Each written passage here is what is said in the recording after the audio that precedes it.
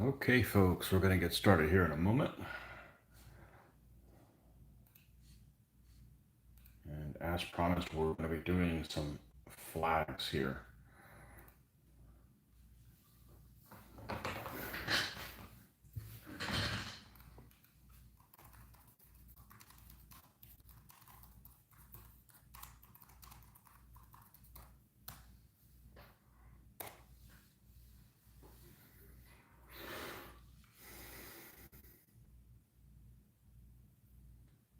Okay, so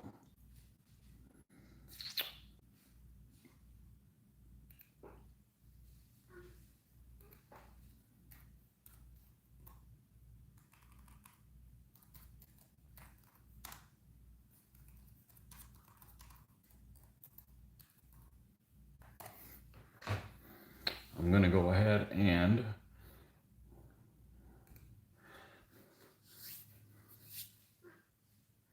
refresh how to use, because I've only done it once.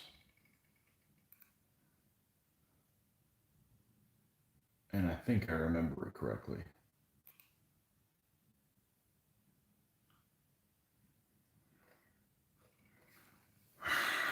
Okay. All right, so here's the Russians were completed.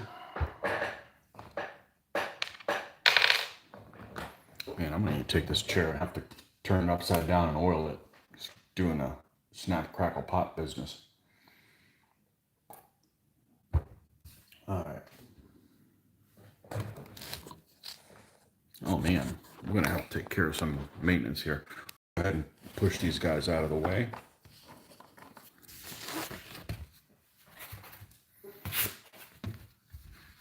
Flip this to the other side. Okay. Going to do the decals here for the banners from Little Big Man Studios. And you know what, let's go ahead and get some of this stuff out of the way. It's not related to what we're going to be working on this morning. We don't need any paint. I'm probably not going to do any painting this morning. The hell does that mean? Well, it means I'm working on stuff that doesn't involve painting. Doing some flag decals here. Although transfers probably is more accurate. And these things are extremely strange. That doesn't mean they suck. It just means they're strange. They're counterintuitive. So we're going to take a piece of regular paper here from the copy machine. What have you. Let's just cut this in a smaller size so it's more manageable. All right. We're going to do that again. Boy, I'm obviously sitting at a weird angle. Trapezoid. We'll save all this because we could use that for later. All right. I wanted to find the actual directions, and I'm not able to find it on their site. I see it's how to use our transfers, but the paper one's a little bit different. The banner's a little bit different. If I remember correctly, what you basically do is you cut the decal out here, and then you take it on this paper, and you rub it all the way down. Wet the back of this, but you don't want to wet the paper too much, and then just peel it off. So I'm not going to find the instructions at the rate I'm going, so I'm going to go ahead and just do some of the smaller banners, and I've done it before. I just want to make sure that I don't screw that up. Okay, so let's turn this up at the sky. Reach for the sky. All right. Yeah. Okay. And I'm actually okay with the banners being this way. The standard decals for Little Big Man Studios are just really weird how they do them. If you watched earlier how I was doing some of these Russian knights, you know, here's how their shields turned out after sealing them.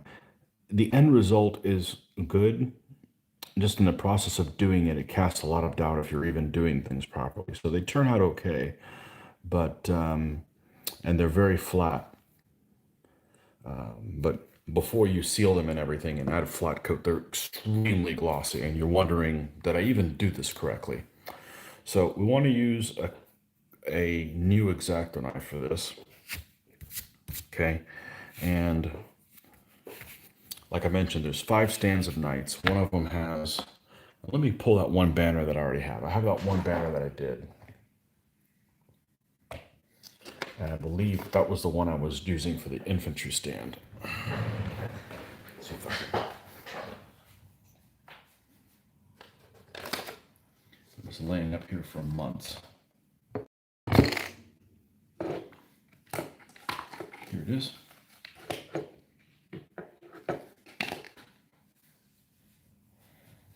This is the one that goes on the spear stand. It's not a command spear stand, but it had a figure that came with a banner type thing, so I decided to make one for it. So this is going to be the banner that's going to go on here.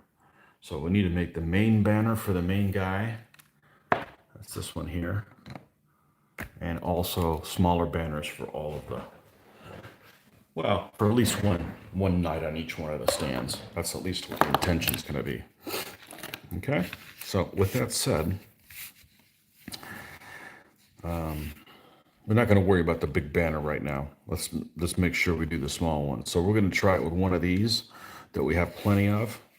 All right, and let's go ahead and cut this out.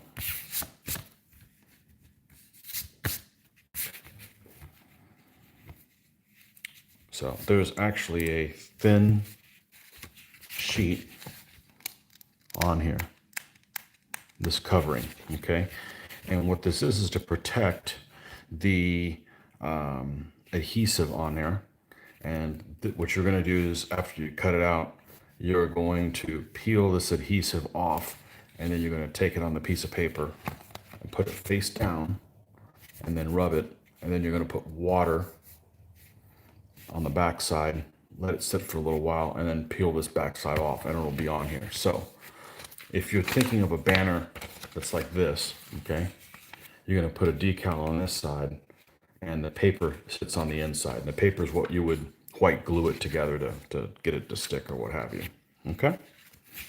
So we're going to go ahead and cut this one out right here.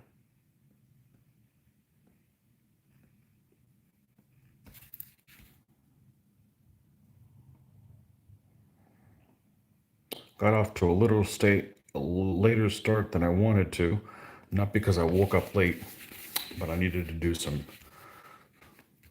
searching on Amazon for something that I needed to order. Not hobby related. So I took a little bit of searching.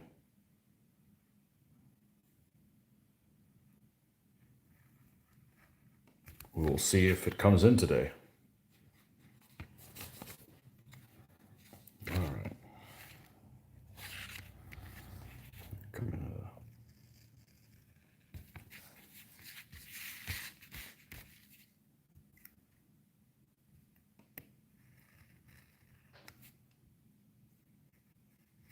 Somebody was telling me that Sunday morning's more popular, so hopefully there'll be lots of activity on here today.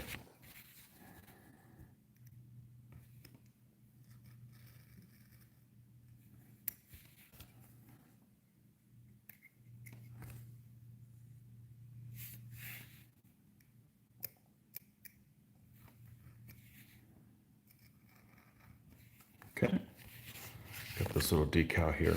We're going to go ahead and cut an even smaller piece so it's even easier to deal with. How wide is this? About so. Okay, let's let's just take this portion that's like that.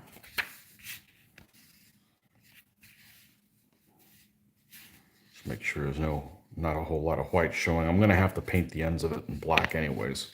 This is trimmed in black, so it should work out fine. So we're going to come in like this,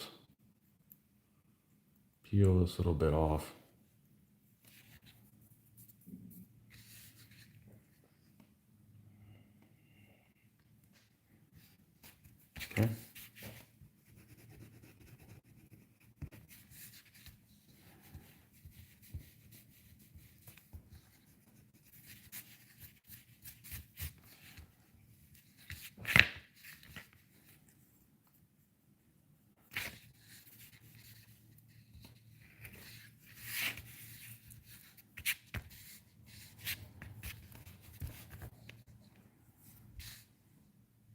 This is where it gets weird.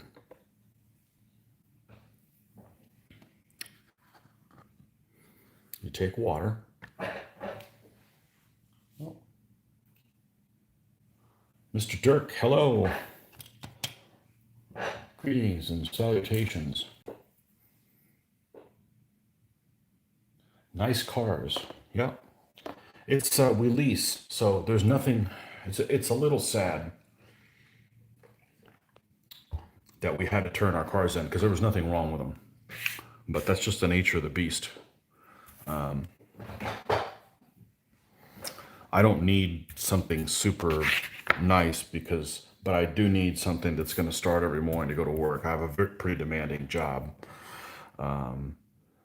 So having a car that you don't have to worry about starting, it's going to be good for the first 3 years. You know, a car that's 3 years old is basically still a new car. So just the nature of the beast. It was a little sad turning the Camrys in because, like I said, there was nothing wrong with them, you know, but there is a lack of cars out in the marketplace right now for people to buy. So I kind of looked at it as somebody's going to get a really nice vehicle that's been taken care of. So a couple of them anyway. So, but it is a little, you know, I don't like, for instance, television. Okay. I've got a TV that's, how old is it? I don't want to exaggerate here. It might be 5 years old now. I'm not going to replace it. It's not a TV. It's not an 8K. It's just I'll replace it when it doesn't work anymore. Because if you get rid of it, you're basically throwing something away there's nothing wrong with. You know, that's just kind of my attitude. But a lease is kind of just seems almost wasteful in that I am. Well, it's not going to garbage. It's going to somebody. They've been well taken care of. They've all been maintained there at the dealership and so forth. So I've got nothing bad to say about Toyota. It's just that they didn't come out with a new model this year because of all the thing, and we just didn't feel like driving the exact same vehicle. So,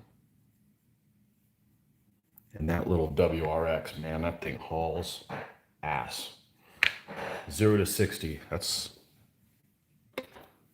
really looking forward to getting out of trouble with that. Not getting into trouble, getting out of trouble.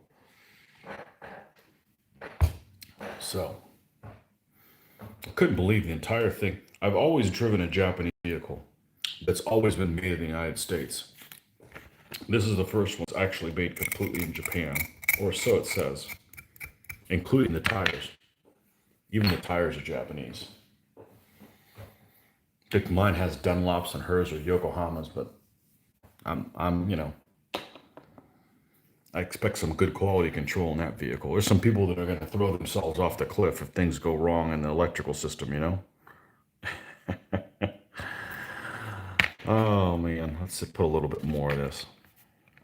But yeah, I was a little sad turning the cars in because nothing wrong with them. I didn't dislike them.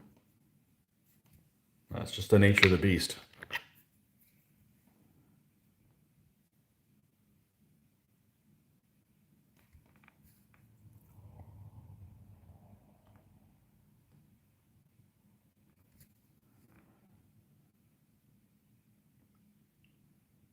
But with the market out there, hopefully you're not looking for cars because now is the wrong time to buy them. There we go. Look at this. Now, we're going to let this dry, okay? Because this is the part that's really weird. They want you to put water on something that's on paper. So you've got to make sure you don't use too much like I did here in the corner. See this little wet spot there? We're going to let this thing dry, but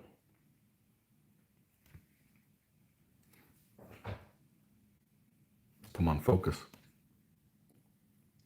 Just beautiful. Okay. We're just going to go and do a bunch of them.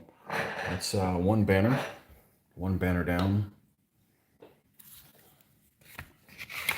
And it's not that their method of doing it is bad. It's just, I've been doing modeling stuff for 35 years. And I'm not expecting any challenges that I can't deal with or that I'm nervous about. And this is nervous This is nervous putting water on. Well, this one isn't as much. It's the decal, the shield decals more than anything else. So, okay.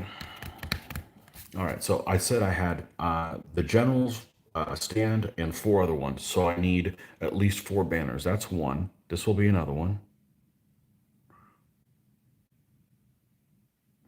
This will be another one. And I guess this one, and then they'll all be different because I wanted the small ones. The General's banner will not be this style. So it'll be this one, this one, this one, or this one. And I'm thinking I'm going to use the Christ one. I'm thinking this style, if I do a later Russians, this is the one I would use for that. I don't know why, just seems like that's how I want it. So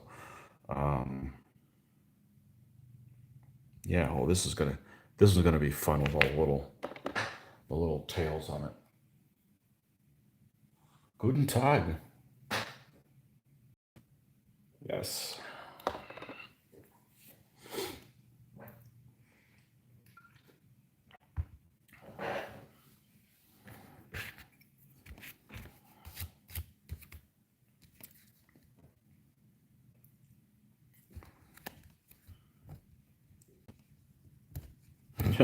I mentioned there's somebody right off the boat from England and lives a couple of houses down, and I always thought it was funny that they had a couple of, I think they have a couple of Volkswagens, and I'm like, that's really strange for somebody from England to have a German car. And then I realized, well, I've always driven a Japanese car, but my people weren't in this country yet when World War II was going on, so that's my excuse.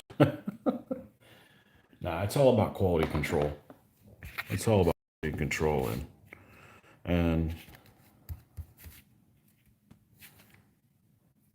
this is a great country, but there's not always the best quality control here. You know what I'm saying?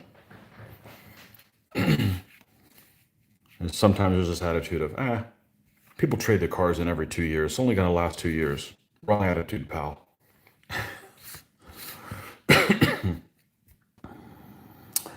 Um, the Mary and Child, that's going to be a challenging one. And let's do this. Let's work our way up to that. Okay.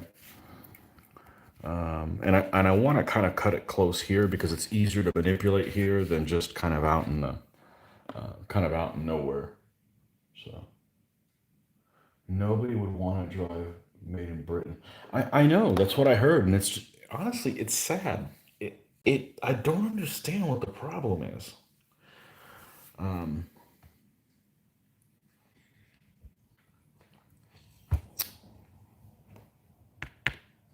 Good luck on the flight.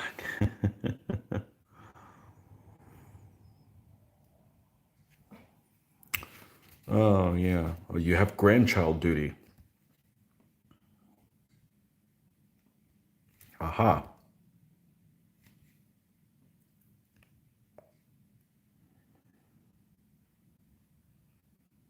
I actually thought the shield decals are more difficult to use than the flags.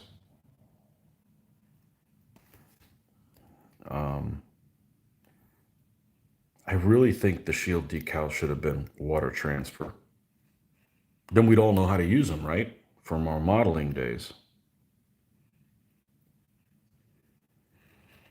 But no, they're strange. They really are strange.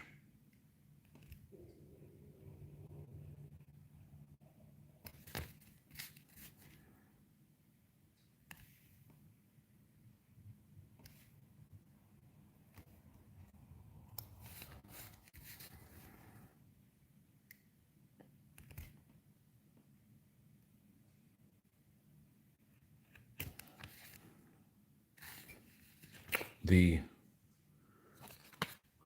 the German cars that here come here in the United States. I guess we're going to do another car show today. The German cars that come in. There's nobody in this country who wants to drive a manual transmission, except I guess me. And all the German cars are like Audis. There's not a single Audi that's available in the U.S. There might be in a reasonable price range. Don't get me wrong.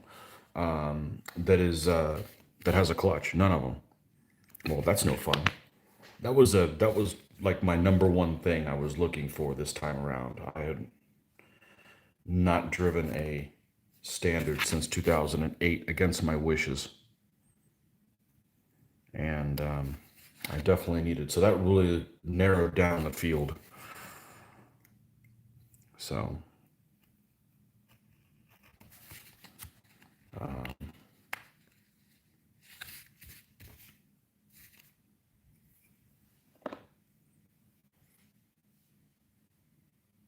and the Volkswagens, the only ones that they made here are the Golf, some versions of the Jetta, and that was it. You guys need to bring the Scirocco back and the Corrado. Some of those sportier little cars. I'll be turning 50 soon, and I never see myself as somebody driving a Cadillac or something like that. That's just not me.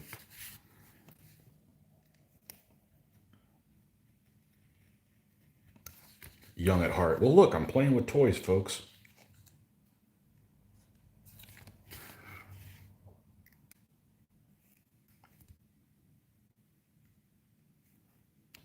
Plays with toys. Yeah, I don't know why English cars are so bad. I know the word on the street used to be is you got to buy two and use one for spare parts. I don't know. And I'm not knocking England. American cars ain't worth a damn. So,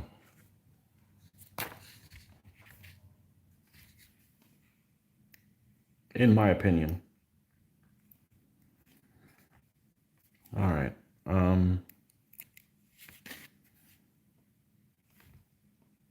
Wow, we're getting playing with fire here. Getting close here.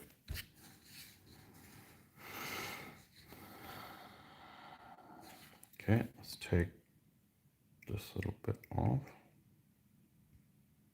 Yeah, you got to have that coating because you can't touch this thing if it was off. It'd be sticking to your fingers and stuff. You don't want that. Well, I don't want that. Maybe, you know. We imagine U.S. drivers to have those automobiles with wood paneling. Oh, yeah. You had a Volkswagen made in Mexico. You love English cars. What's that old, oh, what's that cool vehicle that they have over there? The Land Rover Defender. Those things look like a friggin' army Jeep. That'd be awesome to have one of those, but you know, and I don't need all that fancy tech stuff. I just want Bluetooth, air conditioning, and cruise control. I don't need anything else. You know, I don't need lane assist and come on, man. And give me a clutch. Please give me a clutch.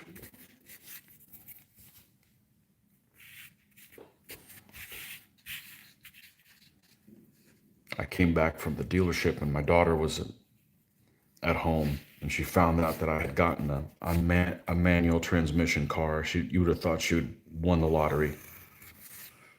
But she plays racing games with me on the Xbox, so she gets it. It's fun. We'll see how that goes. I want to make sure she's driving good for about a year and a half before we delve into that. Okay.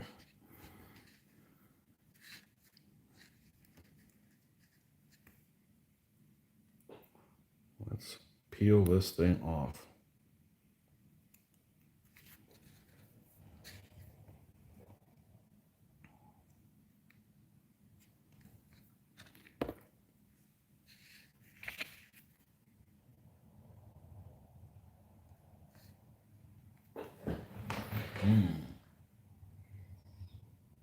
Oldsmobile with wood paneling. That reminds me of.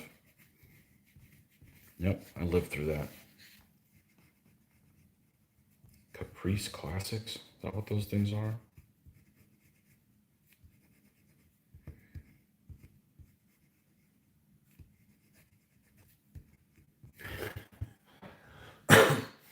LBMS flags, I scan them at work and then print them out on the good old laser printer at work.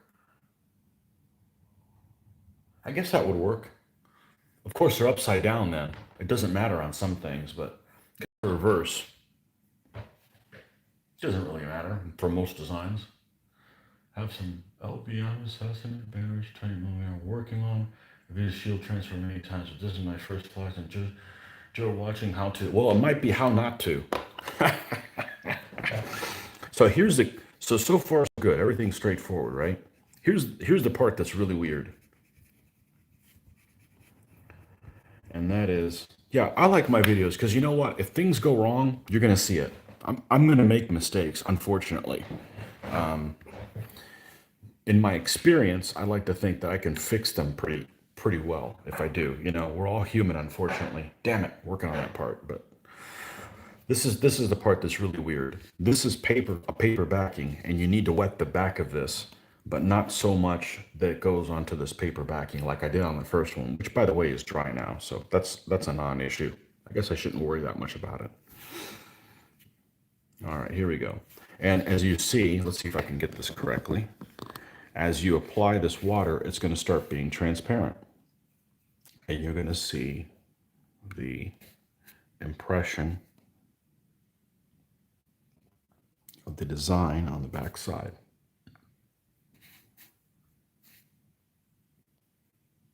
I guess what I don't like about their products is I don't find them very forgiving. For instance, the shield decals, if you put them in the wrong place, which is easy to do because you can see them from the, not in the wrong place, but if they're out of register, you can't move them. I think you can't move them. You might be able to microsol them, microsol and microset them and move them. I should try that. I should take an extra decal that I have and just move it around, you know, stick it on a shield by itself and see if I can move it. That's the only gripe. It's just not very forgiving, you know, and in a hobby that I think is very forgiving, it's like, huh? Where am I at again? Okay. As you can see, it's kind of transparent. We'll let that sit for a little bit.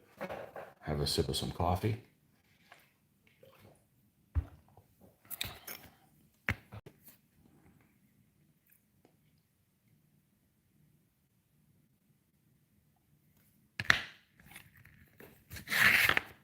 Let's not have that roll off and stab myself in my leg. This is not that kind of channel.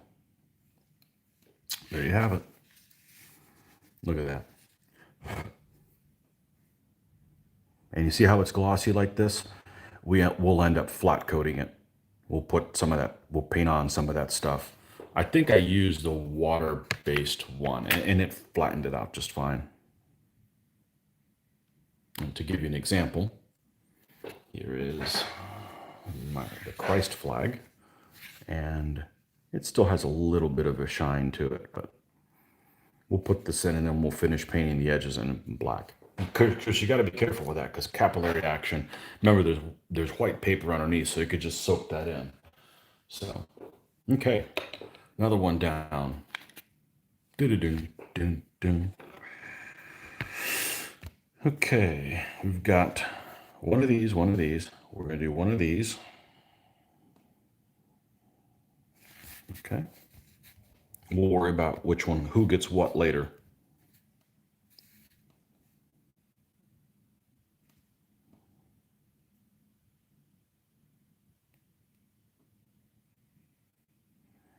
Which banner goes on which guy.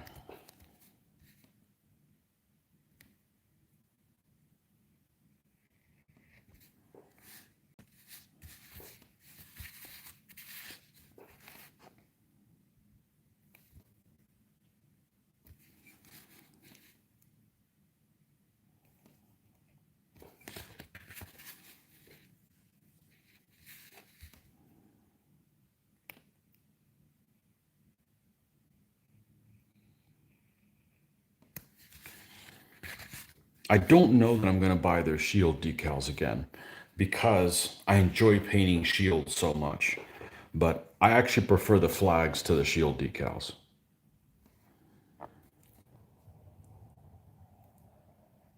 But the flags, yeah, I could paint my own flags, but man, it takes a long time.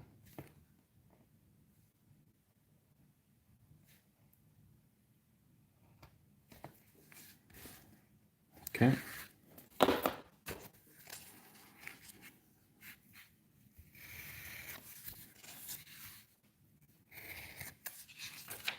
That way, when we cut these things out, we'll make sure the paper's plenty dry, you know. So,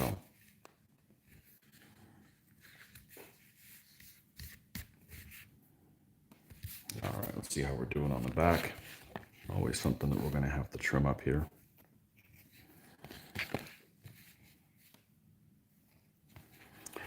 Yeah, so I had to go on Amazon this morning and order something because I had one thing that I wasn't totally happy with the car. Oh, already one day in.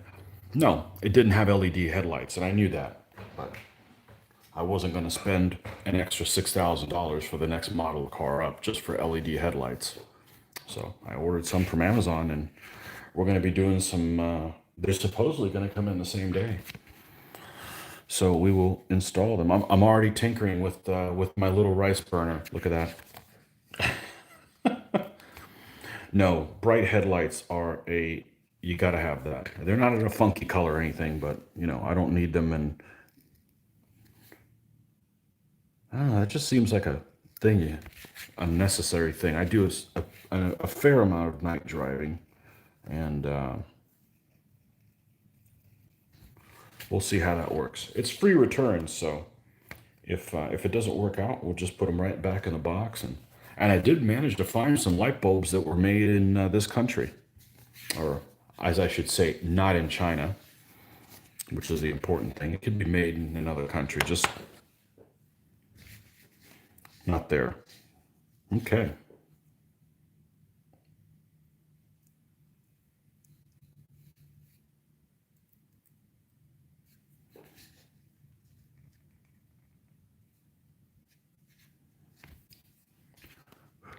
Oh man. Okay. Wanted to get that one little thing off. Here we go. See, told you I make mistakes. It's going to keep happening. It's flew over here. There we go. Don't apply any pressure. All right, let's hold this guy down. I just want to get there we go.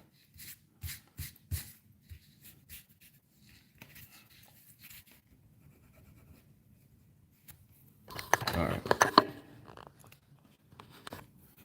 Told you, this is an impromptu show.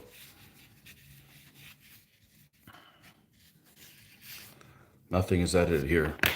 That's why I got to make sure I don't break wind.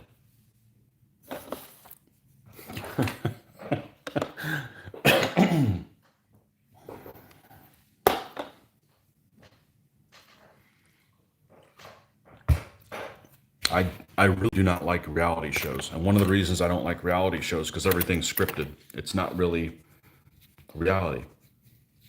You've been lied to. So this is reality. All right, here we go again. This is banner number 3. Yeah.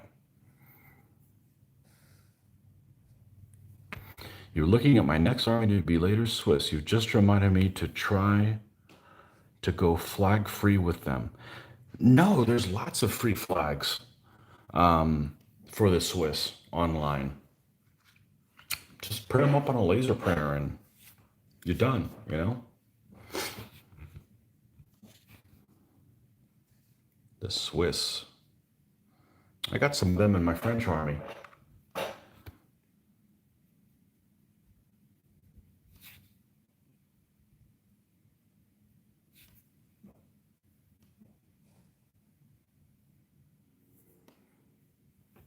Have no flags. My Swiss don't have any flags either.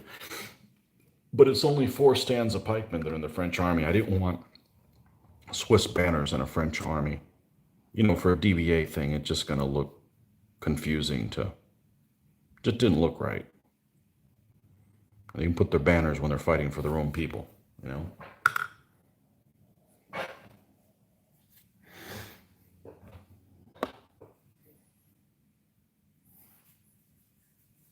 Okay, let this set for a little bit. What decal's going to be next? this the Virgin and Child? Yeah, I'm gonna do that one. All right.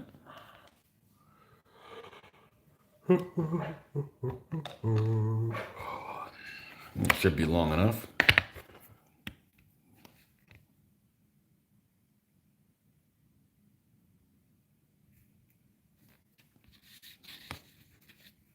There we go.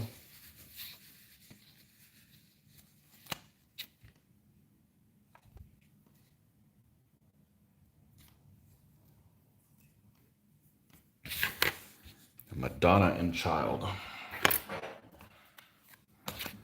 Okay. That's 3. This is 4. I guess we do this one as a 5th one. That's a tiny little swallowtail. All right. We'll make it work. Oh, it's 4. I'm sorry. It's 4 plus the command, right? Yeah, I don't want to put tons of little banners on all of them. You know, I may do another Russian army at some point, and this is the only banner sheet they make, so I don't want to exhaust all my options. All right. Here we go.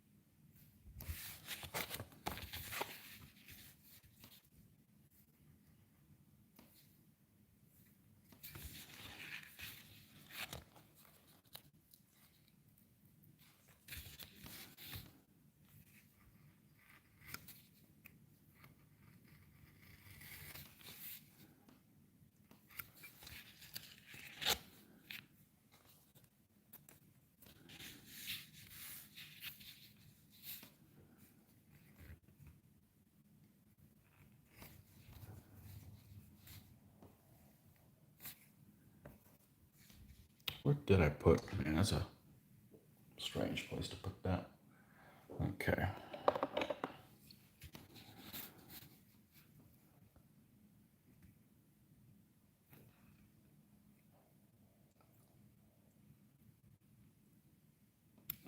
Hold on, let me think about this for a second here. Let me think about this.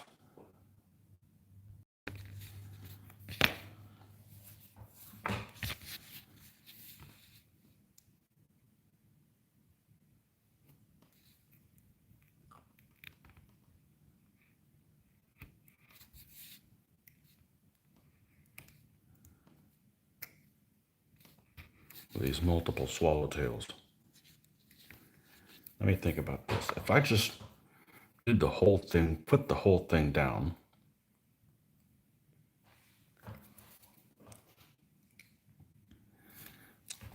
I think there's white space in between it. But if then after the fact, I went and cut it out after it was already on a backing, I think I might be better off. Because these are going to be really flimsy. Let's do that. Let's try that. Let's improvise. Okay? I'm going to assume, uh-oh, here we go. We all know what that means.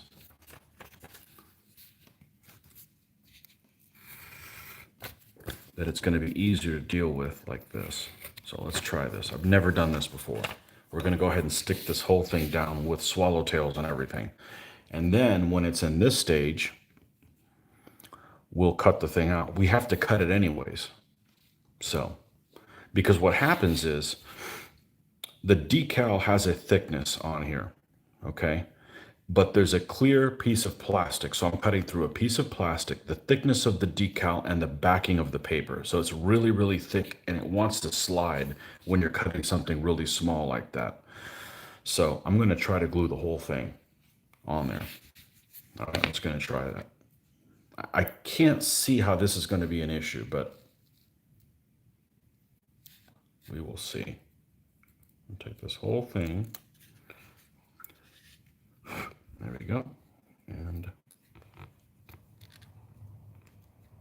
press the whole thing down. All right. Uncharted territory here, folks.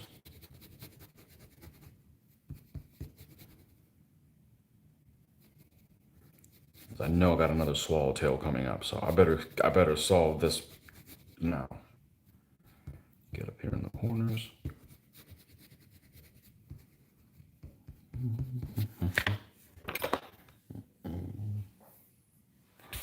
All right. Coffee. And a little bit of water. Cutting the swallowtails only once makes sense to me. It does to me too. I might even, yeah.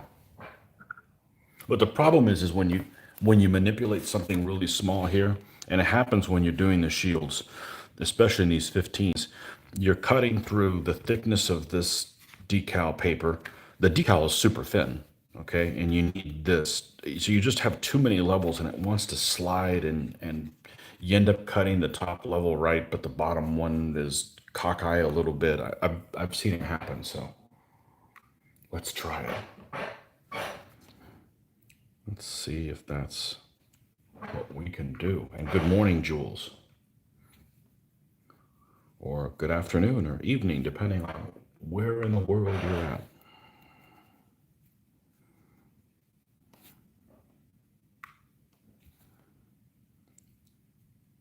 We'll figure this stuff out together. A lot of it is that way. You figure things out on the go. You'll see these people that will be, no matter how much talent or how talented you are in painting, there's always somebody that's going to be better. So you'll see these people that can outpaint whoever it is that you are. And you'll be like, man, their stuff looks perfect. No, they don't. They had mistakes. They just didn't want to tell you how it is. Some people just have ego issues where they just don't want to admit that they make mistakes. And you know what? I wish I was perfect, but it isn't going to happen. So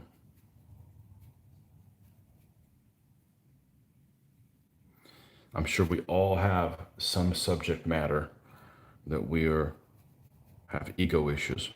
Mine would be directions. I don't let anybody tell me where to go. I don't get lost. And if something comes up wrong, I don't enter things on GPS and just go blindly. That's not me. I got that from my dad. My dad was just always really good about that. And we'll let that sit a little bit. Let's not be too bold and have to eat your words. Let me go get a refill on the coffee. I'll be right back. That'll let this sit a little bit, and we'll see what we have underneath.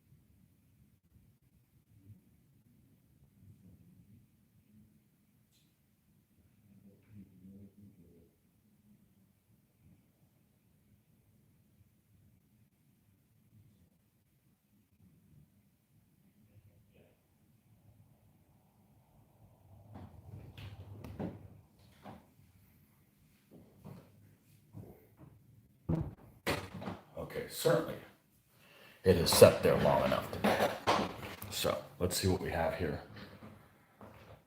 You prefer GMB. I don't know what that is. Good morning, private. GMB. I'm not sure what that is.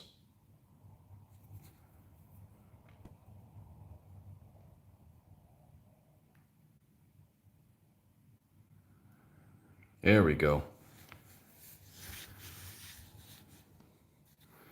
I've never heard of GMB flags. We'll have to look them up. Actually, we're going to do that right now.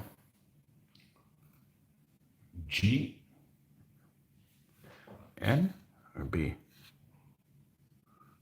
GMB. Okay. GMB flags.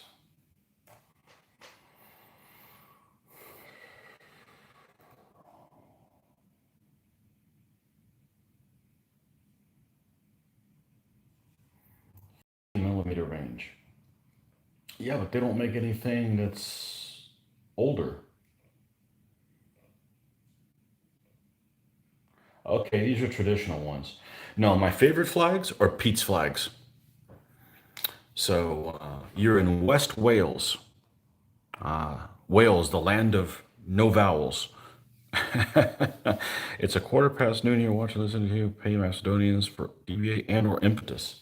I'm gonna give impetus a try one of these times. I did buy the rules and downloaded them, and they look beautiful. And oh yeah, those look nice. Yeah. My favorite flags is a guy. He sells them on eBay. He's from the UK, of course. No brainer there. And all the good stuff comes from the UK, seems like. And all the good stuff that I bought. I'm sure there's things made in other places that are also good. But Pete's flags. But he doesn't make everything. Pete's flag stuff is amazing. He's he's great. So, but he just does the earliest stuff is like that I can use is like he does War of the Roses stuff and early Renaissance. You know, he doesn't do medievals or anything. Otherwise, I'd be buying all his stuff. His stuff is great. It looks really nice with my figures. So, yeah, here's Madonna and Child. Okay, and I think we just need a big one now, right? All right. So let's go get the general stand here, and let's see. We can't use any of these because they're the wrong style banner. Is this thing long enough to carry them? I think it is.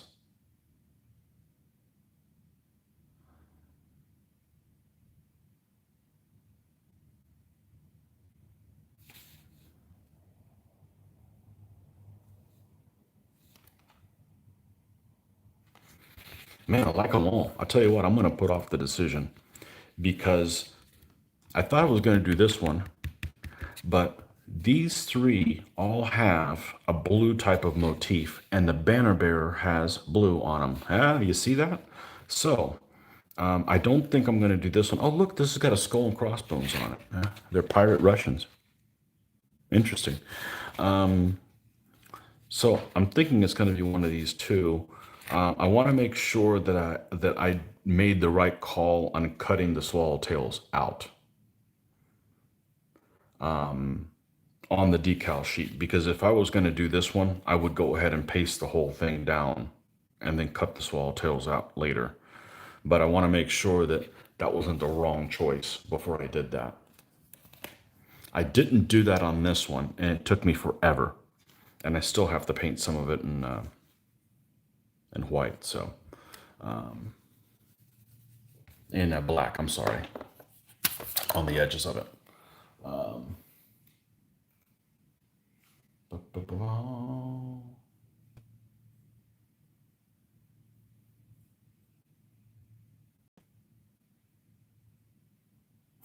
To the pirate Russians.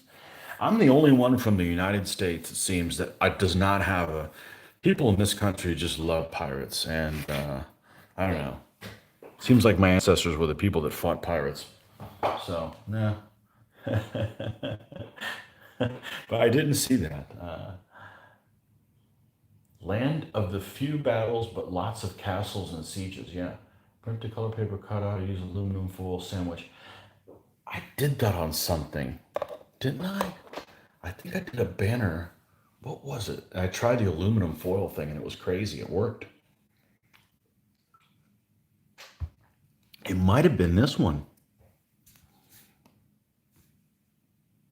Maybe not. I did do that on a banner. My only concern with using the aluminum foil is, you know, I'm not a big fan of this stuff that you guys love to use. Several people do hobby stuff and they love use PVA. I am not a fan of PVA. It just doesn't bond well and it reactivates with water. So for paper on paper, I'm good. Flocking, great for flocking, but I don't really use it for anything other than that because it takes too long to dry and it can reactivate. And it has a lot of moisture in it. With that said, I do use it to glue the flags back together. And so I think I used the aluminum foil method. I'm pretty sure I did. I just don't remember what it was, but maybe I'm losing my mind. Well, yes, I am, but I'm not sure if that was the case. Okay, let's try cutting this swallowtail out. It should be dry enough.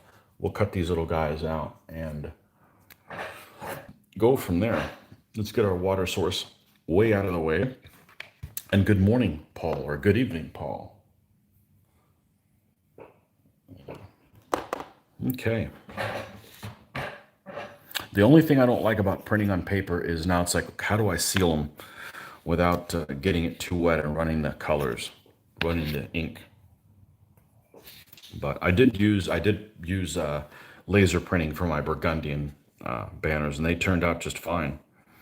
Now, maybe I'm being overly paranoid, but I'm going to go to a different piece of this cardboard that doesn't have all these cuts in it, because I don't want to cut on a line and then fall into one of these ruts that I created in here, and then it pulled my, I know, anal, yeah, well, I'd like to think I like to choose the mistakes I'm going to make. All right. Holy Mother of God, here we go.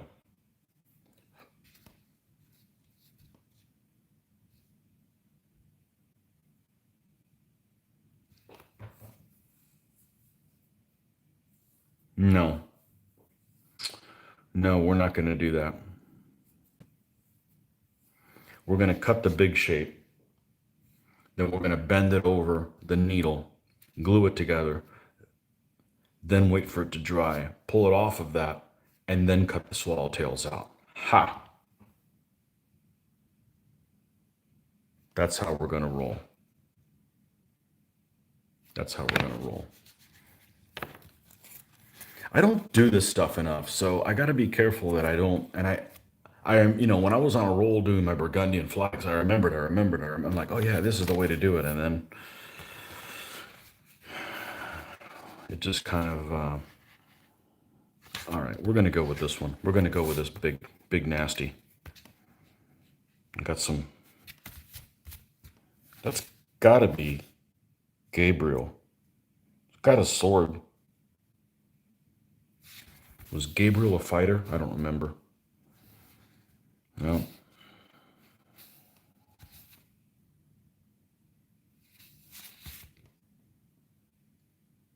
Yeah, this is like some Russian version of St. George and a dragon. This one is just like that. It's got the red, it's got the blue. It'll tie it all in together. Yeah.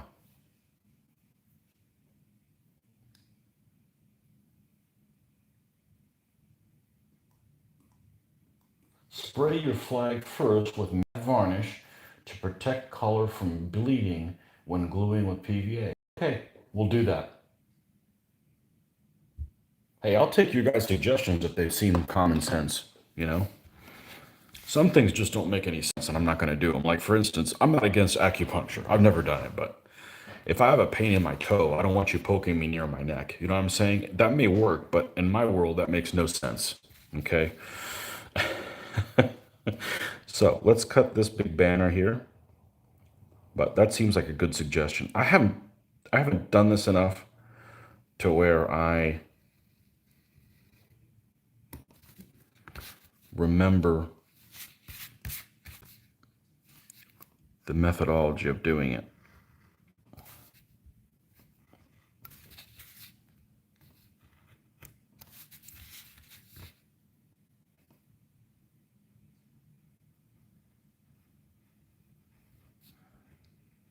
You're not good with a hobby knife. I'm a lot better with a hobby knife than scissors. The scissors are just too big. They get in the way. You can't see what's going on. I've got my contacts out, so I've got like this supervision on right now. Running at about 6.5, 6% plus. So I can't see my paints over there, but I can't see the comments on the computer that's right beside me. That's why I reach over and like, okay, let's put the glass on. What's it say over there? Oh, okay. Yeah. It's a shame I didn't start, not until I turned about 45 did my vision start not being able to see what's up close, which is really, for somebody who's been nearsighted their entire life, I'm telling you, that's really weird to not be able to see things that are closer to your eye. So it's rather strange. All right, so we're going to take this big old thing.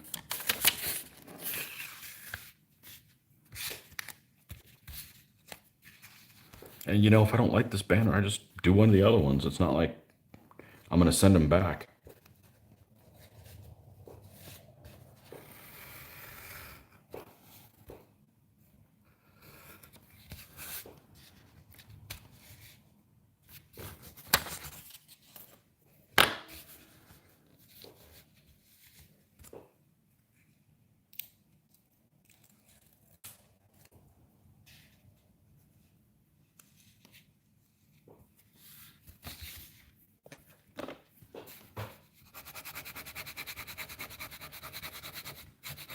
Yeah, I take other people's suggestions. We don't all have the right answer, and learn from each other. That's how you keep from getting into a dark age, right? Somebody gave me, and they still haven't owned up to who the hell it was. Maybe it was somebody that they don't watch my channel anymore, but somebody suggested to put the magic juice of the airbrush thinner in a contact lens case. So I'm like, I don't really need that. And then I got a contact lens case in the mail that looked totally different from my other ones. In other words, all my other ones are usually like blue and white, and this one was like red. I'm like, oh, there you go. We have one that's totally different, and that's what I use. But still waiting to see the person who gets credit for that. Wasn't my idea. If somebody else had a good idea, so everyone can come up with some good idea. I don't have all the answers.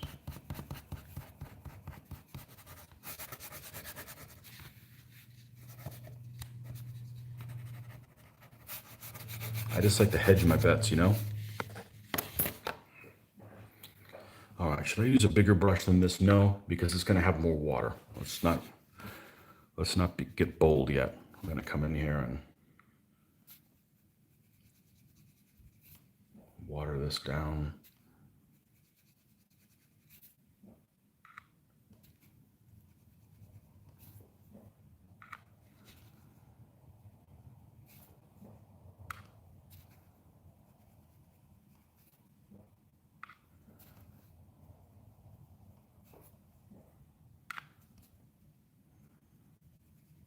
Well, I was mentioning about ordering things on the mail through Amazon, and they're annoying because they say something will deliver on a Tuesday, and they lie to you. It shows up a day early. So I don't know how they're going to pull that stunt today. I ordered something it's supposed to be same day delivery. So I don't know how the hell they're going to deliver it yesterday, but I'll give them a fair shot. If somebody could do it, they can. So and when we used to order from Brookhurst Hobbies in California a lot, that was the big joke, because they'd say that they would ship so quick that it was they would deliver it before you ordered it. And the time change in California benefits us on the East Coast, because you can order something at lunchtime and they're just opening up. So it's like you can order it first thing in the morning, and sometimes they got it out the same day that you ordered it. So then it was just, how long does it take for something priority mail to travel from California to eastern part of the US, a couple days, right? So you could literally get something in like 3 days. You'd order on a Monday and you'd have it Thursday kind of thing. So, but that's back when they carried a lot of the stuff that we used to do. We used to do 20 millimeter World War II and stuff like that. And I think they've cut down on their inventory a lot. I don't know. I hear they have a storefront. That's got to be an amazing place to walk into. There was a place here in Clearwater, Florida. I did get a chance to go to it once, maybe twice, called Modeler's Mart. And they had this huge black and white catalog that people could order from. And they had a storefront. And you walked in there and they had like, I think they carried like minifigs was one of the ones they carried. And they had literally every pack that they had. But that was before I ever did Ancients and Medievals. So, shame on me, right? Well, I just would have had even more lead that I'm not doing anything with. So you can see it's being transparent.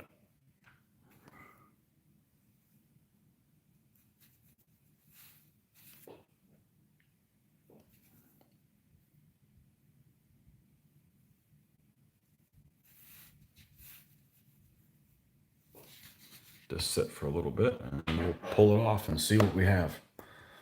The Archangel Gabriel there.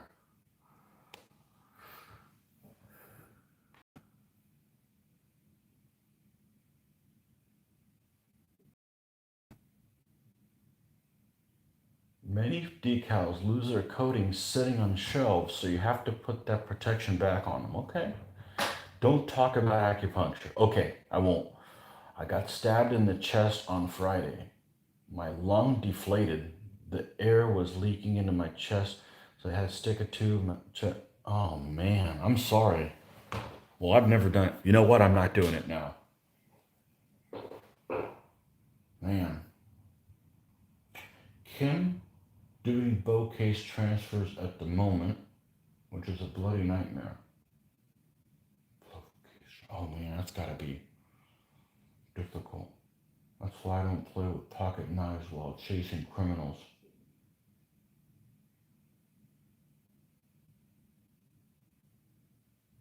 Yeah, are you in law enforcement? If you are, that's an impossible job. I'd be terrible at that. I'm afraid I would be judge, jury, and executioner.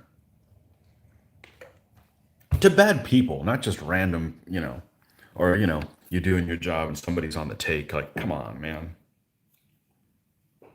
That would be a wrong career choice for me. That while you're wearing a polyester uniform. I don't want to wear a uniform anyways. I want to dress like I want to. Ah, you know each other. Okay. Excellent. Okay. Uh-oh.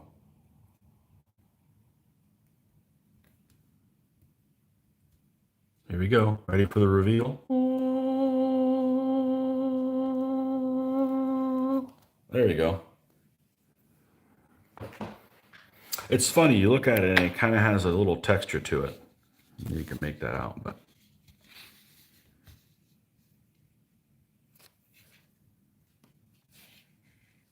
there you go. There's that little bit of a texture. All right, we're going to let this thing dry fully, okay? We're not going to rush this. It's only day 2 of a 3-day weekend, okay? So we can...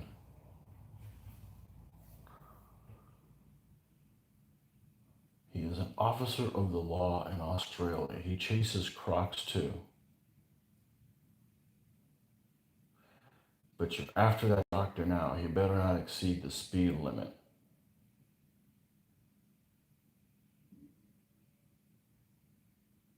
Yeah, I don't know how you law enforcement officers do it, man. I don't like police officers only because I live in a place that basically has no crime. So if we have an overabundance of police officers, they're out giving traffic citations when you're going like 5 miles an hour over, but they don't stop people driving, weaving in and out of traffic. So that's my only gripe. I have no problem with cops other than that. But that's probably not their choice. That's their administration. They use it as a way to get more funds in. So I have no problem with police officers. They do an impossible job. And I don't like being stopped by police officers because the first thing I think of is, all right, Mr. Officer, let's pull our records and see who should be arresting who. Oh, but they don't know that. I went into the Pentagon a couple years ago and I went right in, so that's crazy, man. You know, sometimes you can have too much freedom in a country. And the fact that you could walk down a hallway that leads in a doorway into the Joint Chiefs of Staff, just any other person like me, that's just, that's a little extreme. I mean, I guess they looked me up and figured, well, this guy hasn't freaked out in so many years. He's probably safe. Yeah, they are. I'm not going to misbehave. I'd never do something like that. So, but yeah, that's a little too much freedom. I think there's too many people that would abuse that don't know how to behave. So maybe they looked up my records, so went back in my records so much and they realized, oh, this guy was this guy was had his ass beat when he was a kid, so he knows not better than to misbehave. All right, we're gonna let these little flags. Well, you know what? We do need to do one other. We need to find my corks. Okay. I thought I had extras. I do. I just don't know where the hell they are. We're gonna need. Now, let's not rush this. Let's not rush this. Let's go play with some papists. Sound good? Want to mess with the next army? While these guys dry, we'll get this water source the hell out of here. We do not need those flags falling into that. All right, let's go play with some papists.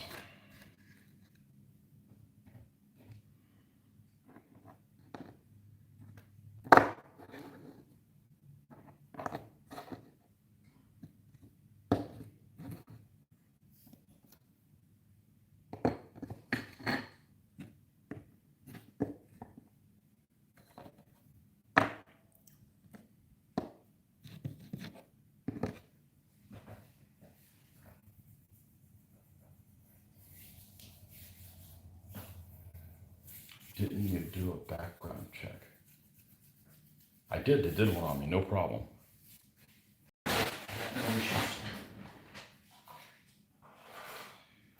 Every day, everybody's background check seems to be worse, which makes mine better. My fault. No, I got no issues. I got no issues in that department.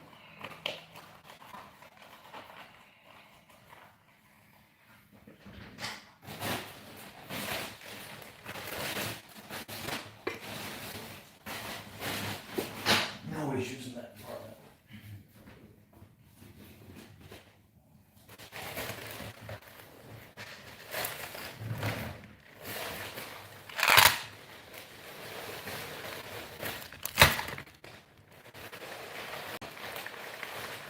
Time to kick it old school.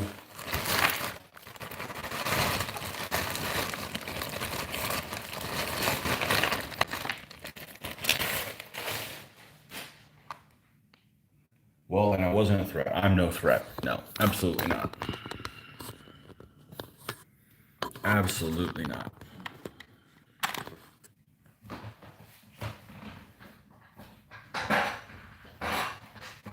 Now, I got a better record than the people doing background checks.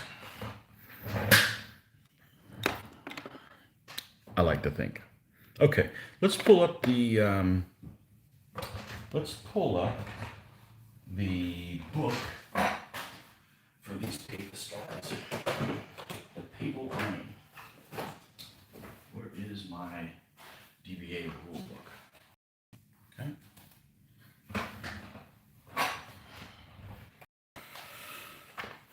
Three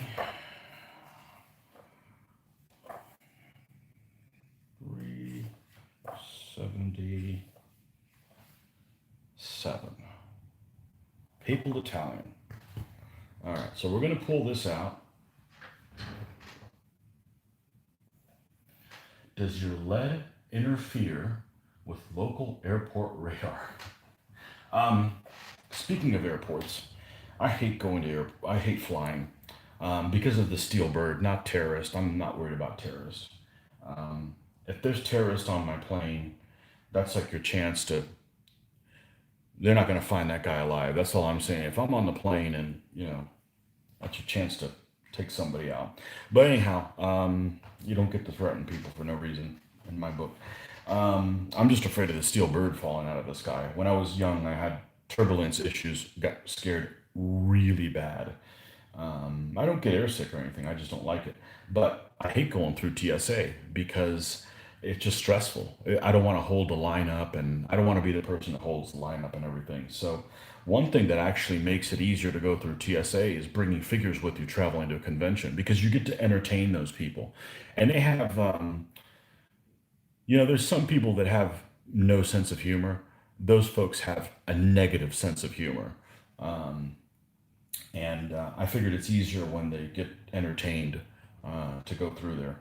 But I remember traveling one time to Historicon, and was taking my Polybian army with me, and the Hastati figures, they were Old Glory, and they had actual pins in them, sharp pins. Yet they were filed down so you couldn't poke yourself. But I'm running them through the thing, and I'm like, oh my gosh, what if they get stopped and I have to leave the figures here? But it wasn't an issue, you know. But yeah, I hate TSA because it's inconvenient for me, But anyhow, it's better if you entertain those folks, you know. Papal Italian. Okay, so let's go ahead and write this stuff down so we don't have to keep referring to this. Let's see. All right. I got one of these little things here. Here we go. You guys can see how I put something together, if that's what you're interested in. I just want to make sure those flags are plenty dry before I start tinkering with them again. All right, we have there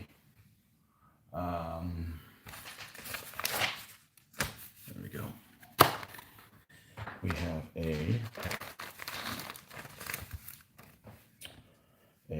3-night general or litter. Okay. We're definitely doing the litter. I don't know if I'm going to make a 3-night general. Then we have 2 3 nights. Okay. We have 3 Stoloi, which are mercenary archers. Okay. Then we have 2 mercenary spearmen. 2 spearmen. Mercenary as well. This is a very high mercenary army. It's almost like the Carthaginians, 2 mercenary crossbowmen. 2 4 CB.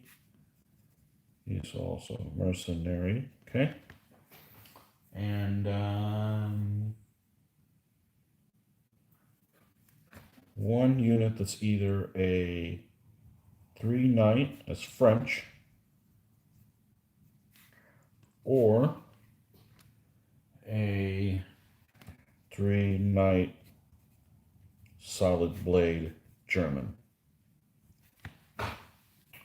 And Roman militia, which is a 7 horde, or infuriated peasants, which is a fast horde. We're definitely doing the infuriated peasants. That just sounds like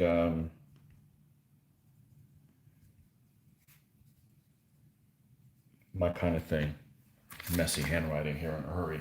Let's make sure we got everything right. 1 2 1 2 3 6 8 9 10 11 12. Okay, perfect. Now what I'm going to do is I'm going to consult my DBMM book.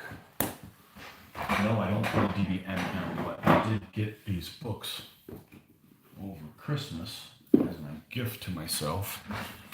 And my plan is to do an army around the 1230s, 1240s.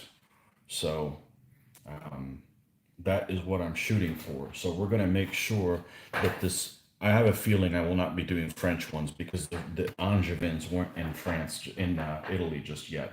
That happened a little later. That happened at the end of towards the end of the 1200s. Because I want to do an army with where he's fighting the Hohenstaufens. So let's see. Only before, where is? Only after 1265, upgrade the crossbowman up to half to bowman X. That would be probably deep one, so they don't have that option anyways. German mercenary knights only from 1234. Okay, French mercenary knights after 1228. Okay, that would count. Now, where is the German blades? Where are they in here? I'm wondering if that's the Swabians.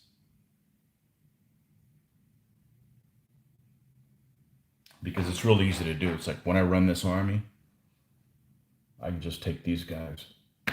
Hey, look, I got one element done for them. You know, because these guys are Germans on their foot. So we may just skip that. More than likely, that's probably what I'm going to do. Okay, let's take a look at some of this stuff here. That particular entry wasn't particularly useful. All right, let's take a look at some of these figures here. And these are ones that I already sifted out before, and these were possibilities for what this army could be. So let's look at knights, okay?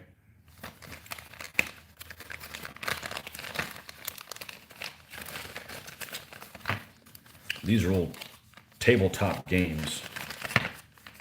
And these are a soft alloy, which means these are quite bendy.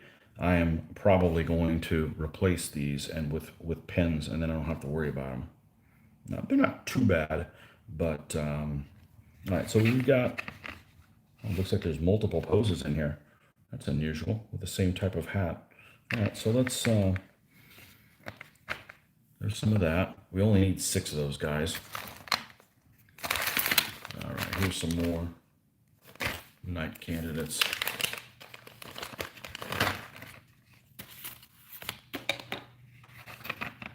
These have multiple poses. No, these are all standing up. Okay, these guys look like a sugarloaf helm or something like that. All right, so these are one pose. These are kind of related to that same pose. 2, 3, 4, 5. This is some figures that were given to me by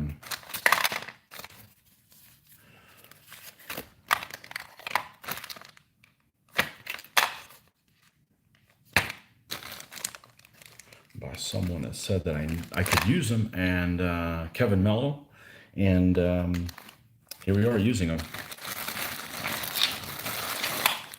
These are some old glory knights.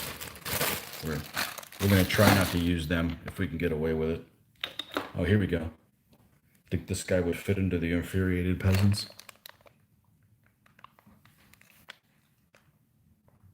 You know, the old bird thing. Okay, we've got some figures that we're going to be able to use for the Pope. I haven't decided which one he's going to be. He's probably going to involve some green stuff, not a whole lot. Peasants. Oh, look, a small child.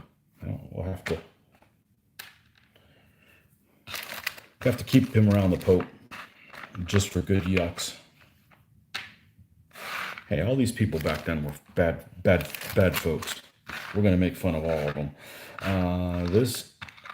These I think these are Swiss. I don't know why they're there. These are Swiss halberdiers from tabletop games. Here's another peasant. Bowman. I have no idea who the hell these figures are. Really old school. We're going to use a lot of them, and it's going to Here's something you don't see very often. These are Naismith medievals. They're really small. And they say so because they have their code written on the bottom.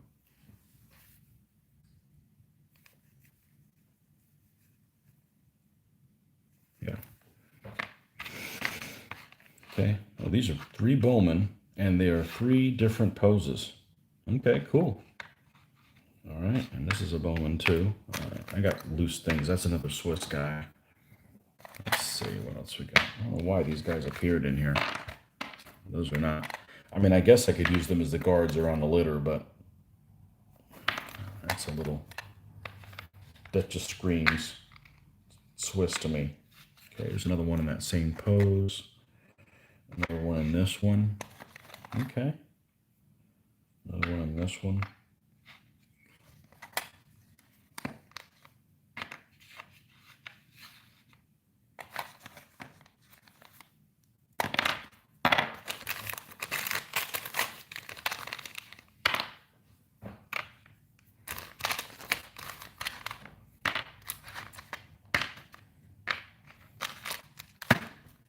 These guys are Merleton. These Merleton Knights are so much bigger than these guys.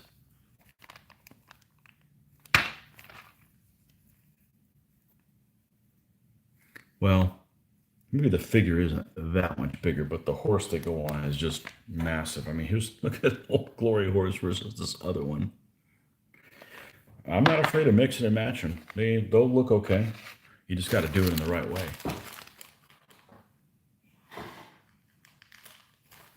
Okay, Private Kelly, have a good day. These are crossbowmen. But I'm not going to use them. They're kind of a later period thing. Here's another peasant. I don't know what the hell this guy's fighting with. It's like a golf club. Boy, if this doesn't look like a golf club.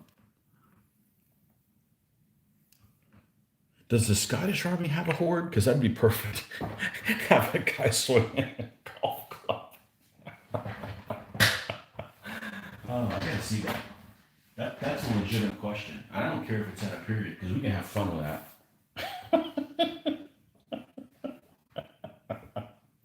Can the pre-feudal Scots, and we're going to save his ass then if that's the case. That is way too funny.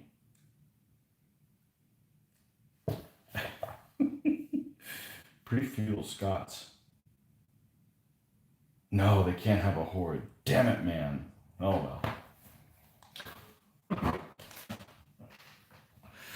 That would be funny. That would be really, really fun. All right, as we were. Okay, these guys are these crossbowmen with pavises on back. I'm not so sure that's what I want to go with. That's a little early for 1230 is a little early for that stuff. Huh? This is a pack of like battle monks. Some of the figures that are going to be in this litter. The litter is, well, you can make it 40 by 40 or 40 by 80. I'm not going to make mine 40 by 80. I can tell you right now that creates a bunch of weirdisms that happen in combat. But here's some of these guys that'll probably be, these are from Essex. And these are guys that, you know, they'll be on robes with the Pope. Now, I'm not going to put the Pope up on a litter in a chair. I'm going to make a chair and I'm going to put it on the ground and he'll stand on that chair, because there's very few litter options when you do a litter, and also it's going to be so long that it probably will have to end up being on a 40 by 80, and I don't want to have to do that. I don't like doing the 40 by 80 because when it gets contacted on the long sides, you know, you can only one guy can contact them on the long side, and it becomes weird. Now here's some other crossbowmen, but these are almost like 100 Years of War guys, so maybe that wasn't. I know that I was searching through here. I was just kind of throwing stuff, possibilities in here. Here's another one of these Merleton type knights. Oh, here's the Swiss and where they fell out of, so we don't need that. There's another Swiss guy.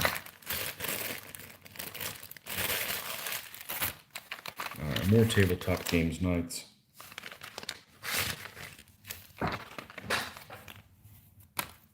These are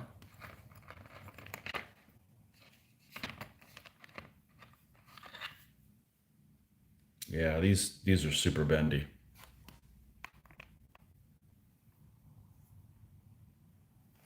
Okay. So let's go into, these are all the same pose, looks like it.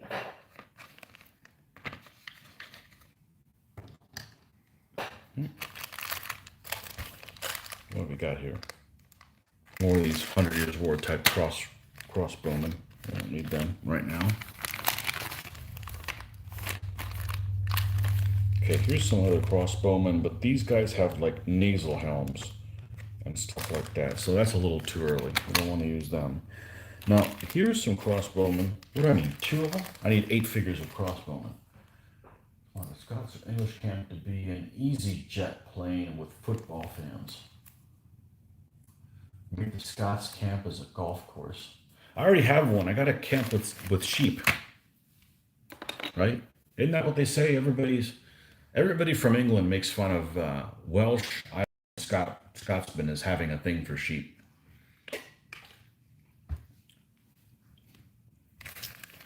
Pretty feudal Scots. I look forward to doing them whenever I get around to them.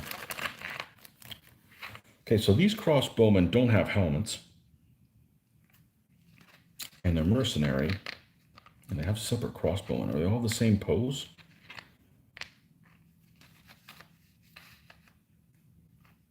Yes.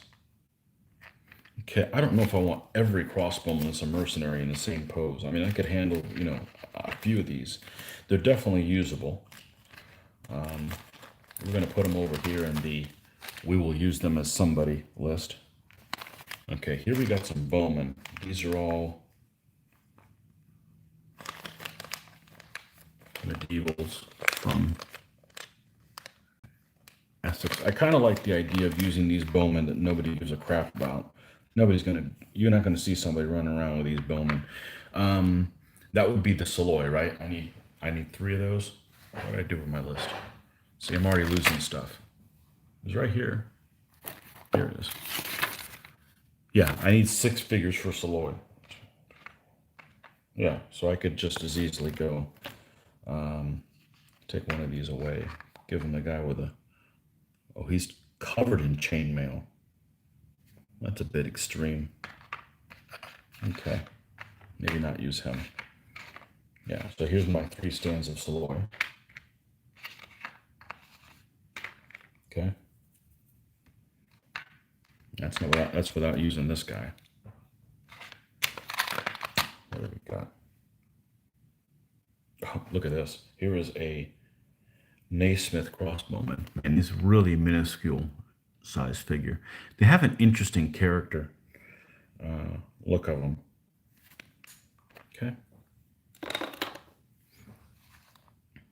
What do we got in here?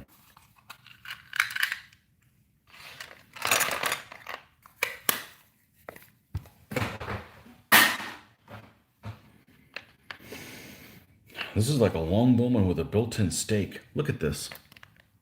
Isn't this cool? This is all one figure. On the base, there's a stake with a longbow and arrows stuck in the ground. If that doesn't say Agincourt, I don't know what the hell does. Interesting. There's a bunch of them in the same pose. So I like them, but I don't think they're... I'd rather save them for that. What else do I have? So this guy's definitely a candidate. What were those other mercenary crossbow? I'll probably use him as one of the crossbowmen just for variety. Yeah, I only have 1 of them. Okay. I'm probably going to look through my other figures and make sure I don't have other candidates that I also would like. There's nothing worse than building an army and then realize, man, I should have used these guys over here. Yeah, well, now you're up a creek. Okay, here's the spearman.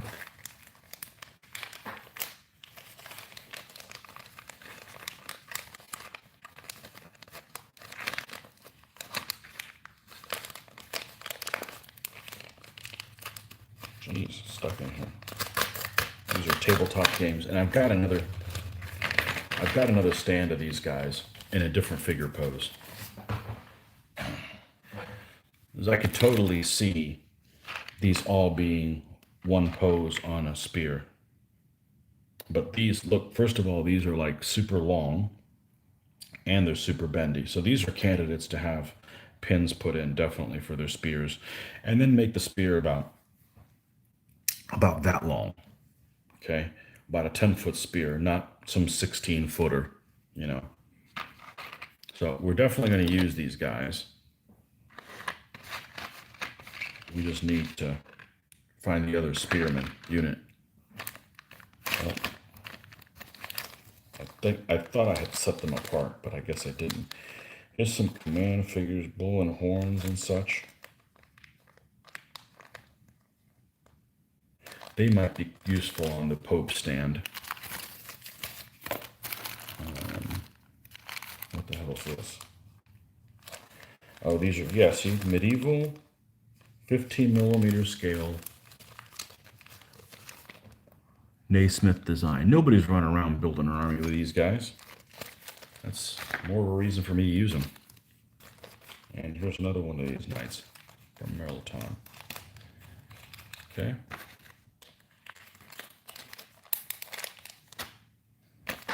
What else do we have here? This is like a general or something like that, but from Essex. I don't think we're going to use that in this army. I don't think we're going to use these bows. What's this? An ox cart. Minifigs ox cart with only one oxen. That might be useful for a... Here's another priest. Might be useful for a camp. And then we've got some German knights here. By Merleton, including these type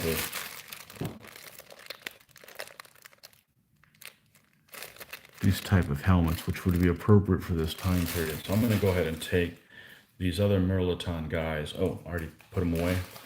Why did I put them in? Here, I'll put them in here. All the Merleton stuff is here. Oh, look at Commander. This definitely be useful for that.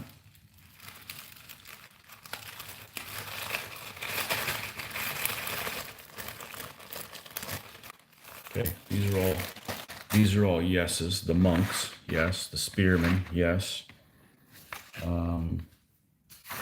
These crossbowmen are no's. This is just trying to sort out even more figures that would be appropriate for this. Put all these guys in here.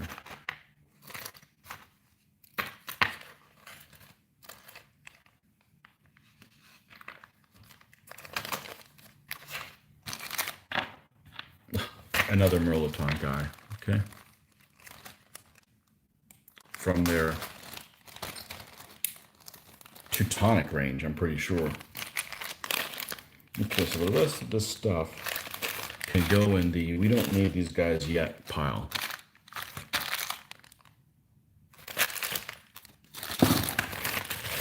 What do we have here for knights?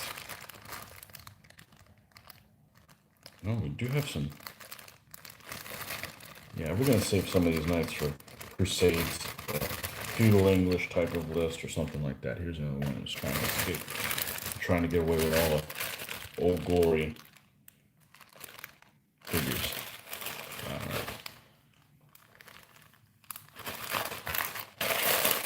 Or the Hohenstaufens, because that's on my to-do list soon as an enemy for these guys. As a Sicilian list. I believe that's the B list, Sicilians. Okay.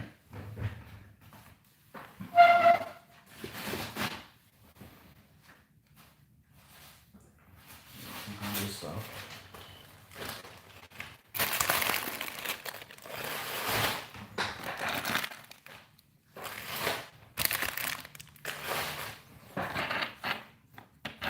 The cut within the cut.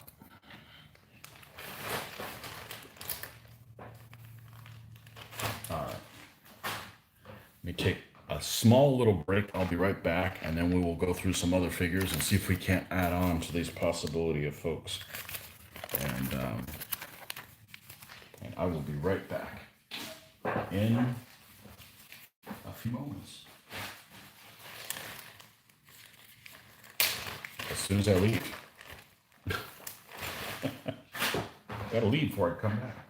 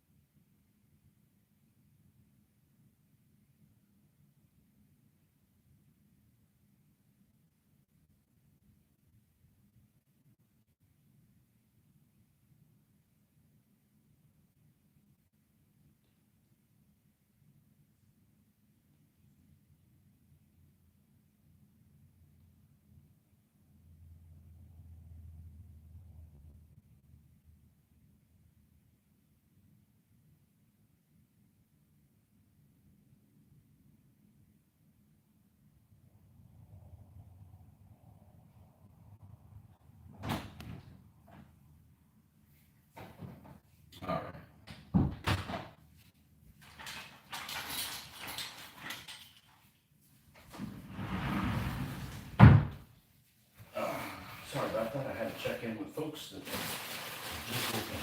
Let's go through.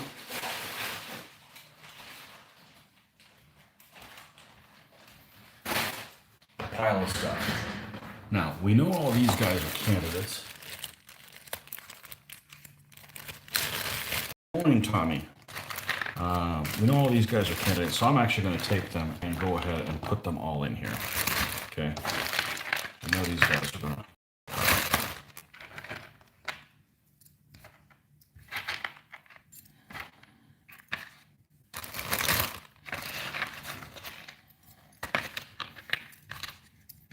Because we're going to need desk space for this.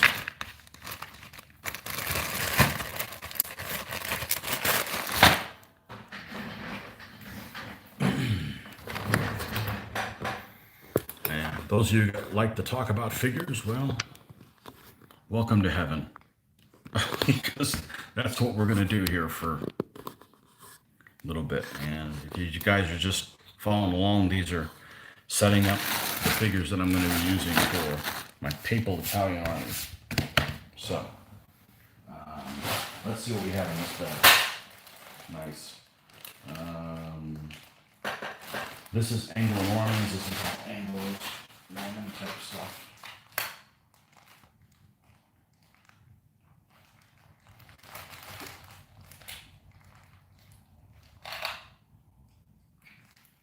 What is in here? Let's take a look at here.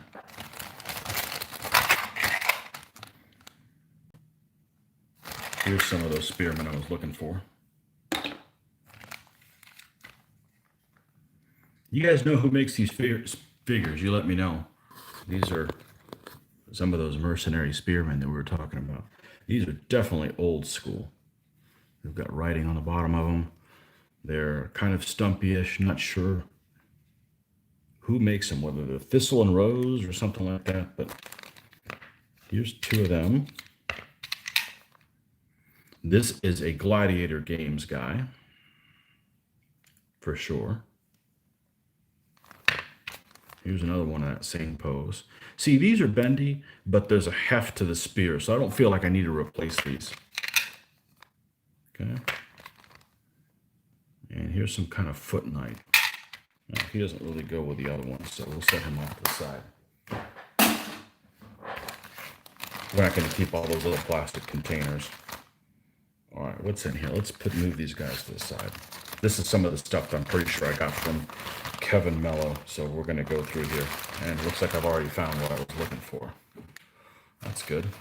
I don't need to go through all of my figures. We'll be here all month.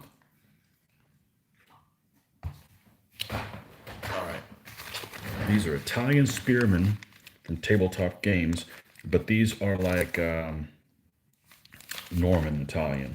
Okay, this is before the 1200 period. So we're going to set them off to the side. They're great figures, they just don't really work for that. Flemish spearmen. Okay, these guys are definitely a candidate. They have the right size shield and for some of the militia, so I'll put them off to the side.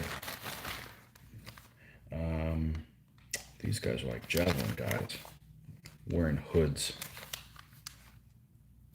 Nice figures, but not really what I need for this army.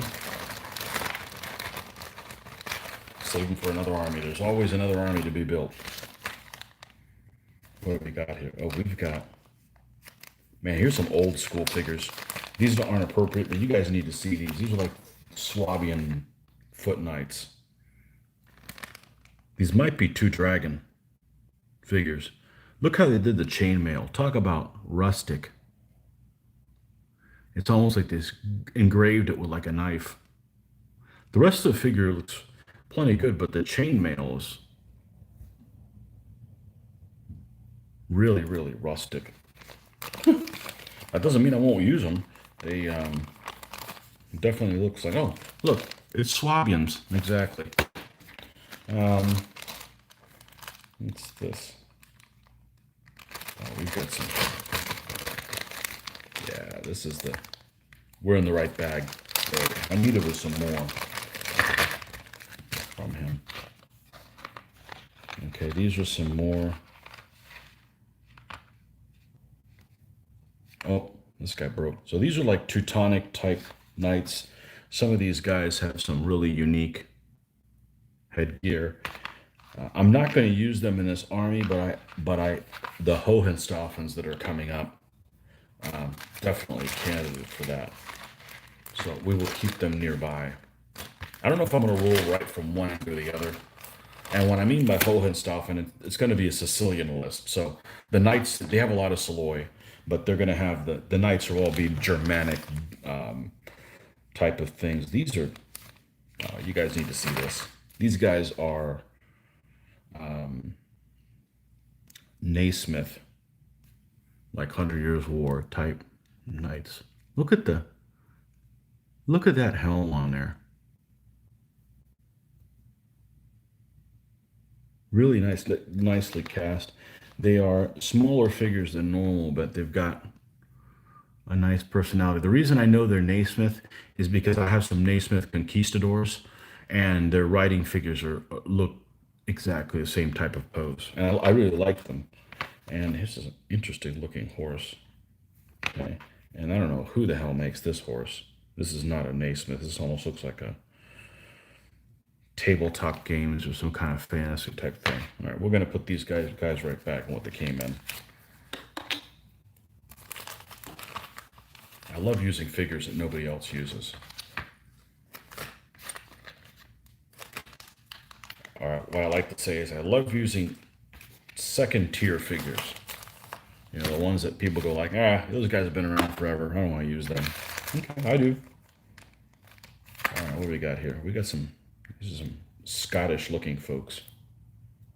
Let's see. When you're building mercenary troops, you could definitely make them look all mishmash. So, come on. Get out of here. All right, what do we got here? We've got, well, they all have mustaches. Oh, they must be Welsh. They're fully armored. They have mustaches. Again, I don't know who the hell makes these figures, but I like them. They've got character, or they have caricature. Are these all the same figures? Oh, we got some guys with we got some monkish looking folks. Look at this.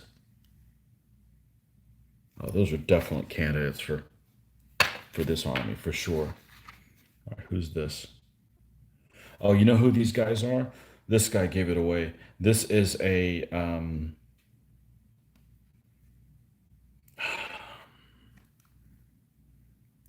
quick reaction force makes these guys. I don't remember who they were originally, but because these are Scots. This guy's a Scot, for sure. Okay. This guy's candidate for pre-feudal, except that the pre-feudal Scots don't have that shield, so it's almost like a Scots common army. All right, well, we'll use them. They definitely have caricature. Here's another one of that same figure. Here's another one of the same figure, but he's got an axe instead of a spear. Yeah.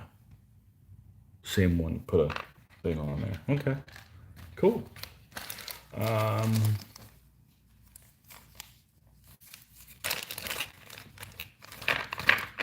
What else do we have here? These are...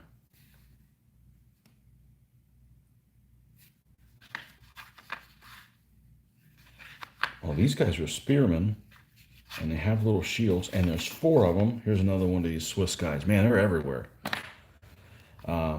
These guys totally could be mercenary spearmen. All right. Move them over to the yes pile. This guy's one of those javelinier guys. It seemed like these guys are, and they look familiar. They look like they're... I'm not sure who the manufacturer is. All right, what do we got in here? We got some bowmen. They have facial hair. Okay, Definitely some cool guys from Essex. This is, who are these guys? Well, they're definitely Gladiator.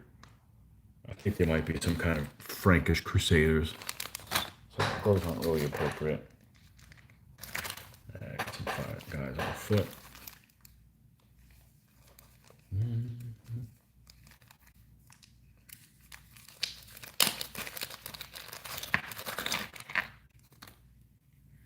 Here's another one of these Swabian guys, another Swabian guys. Okay, let's put them together. Oh, this guy's cool. Oh man, this is an old school figure, but this is a cool old school figure. Look at this guy's face. This guy would paint up awesome. Does that Sicilian list have do they have a blade? Oh man, that guy's got that guy written all over him. Oh. I get excited about little things. Literally.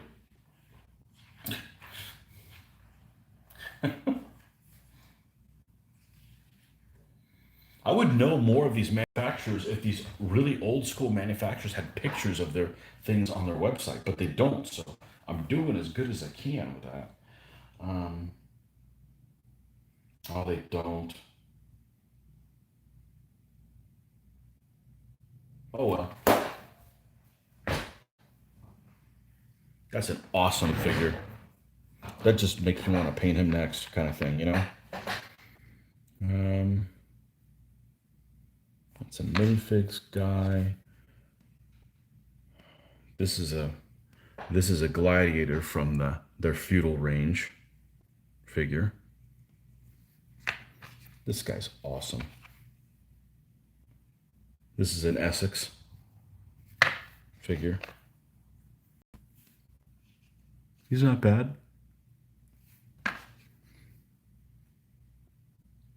Man, this guy's awesome. And then these guys, look how big their head is.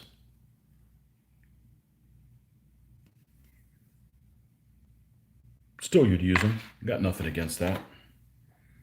I'm sure somebody was back then was running around with a head that big. All right, let's put these guys back.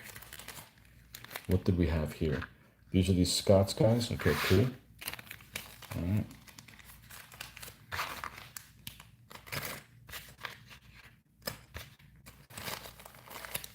We'll put these Swabians in with the other Swabians. Silly Swabian.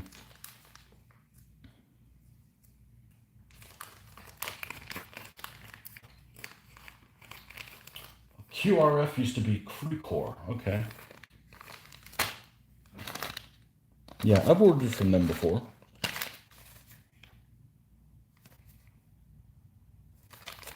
Yeah.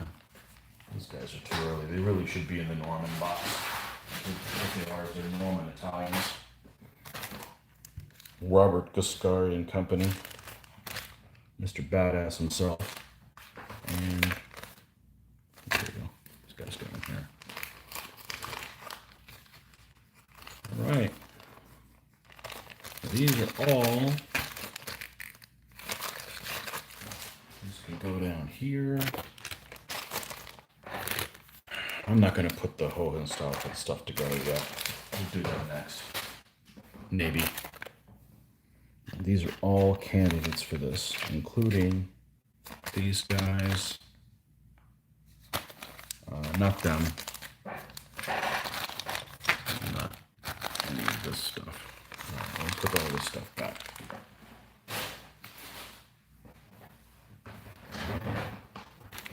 This pile. I know where not to look for this stuff, and I think this might have been the candidates that I had in the figures that I particularly own. What do we have in here? These are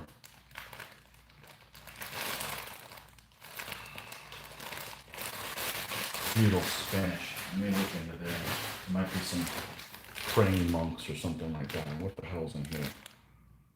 Holy. This is all Eastern European stuff. Let's look at my feudal Spanish. We've got some figures here by French manufacturer AM LBM. We have them in there.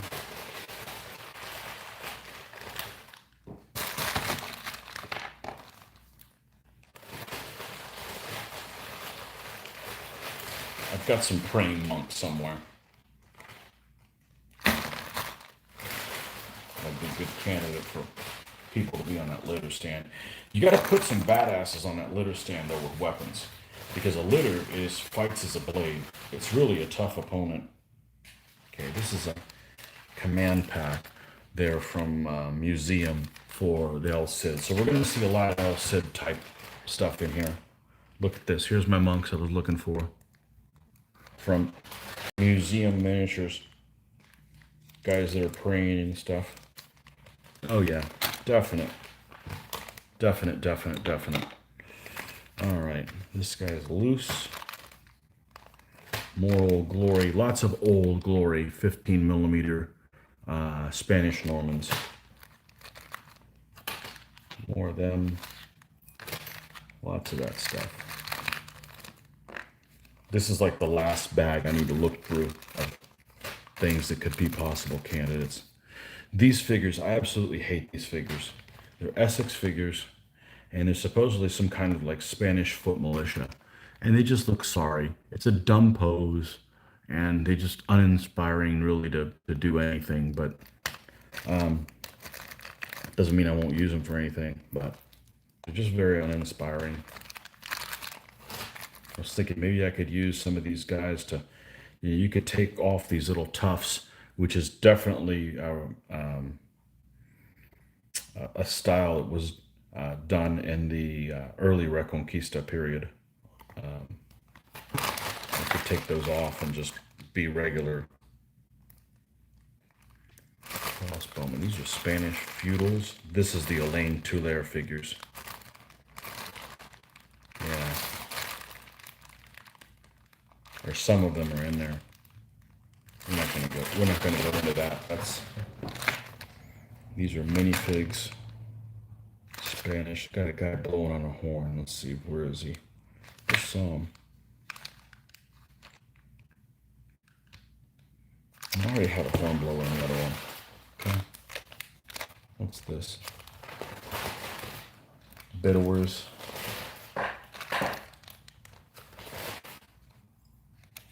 Nice. Just making sure there's no candidates in here that we may want to add to list. I've already been through the later medieval stuff, and there's nothing that can go in there. It's just some of these similar type things. There's some knights, but these are all too early for that period.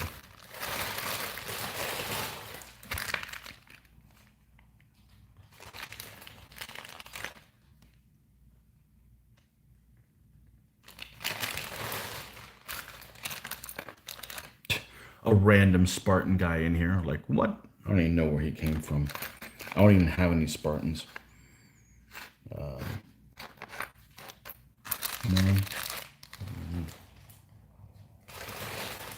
No.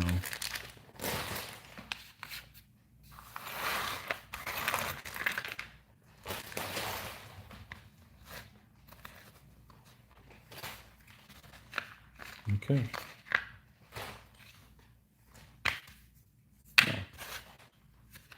He falls off the stand. I don't know why I'm keeping these bits of lances and stuff. It's not like I can glue them back on. All right.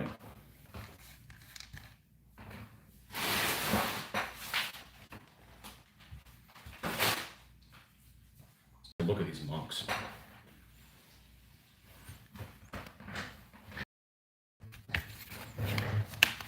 Hey, 3 stands to glue horses on. We'll be using those in a moment.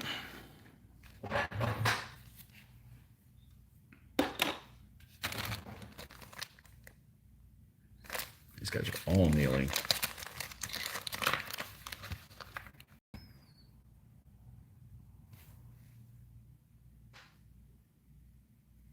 Definitely not in the Z range.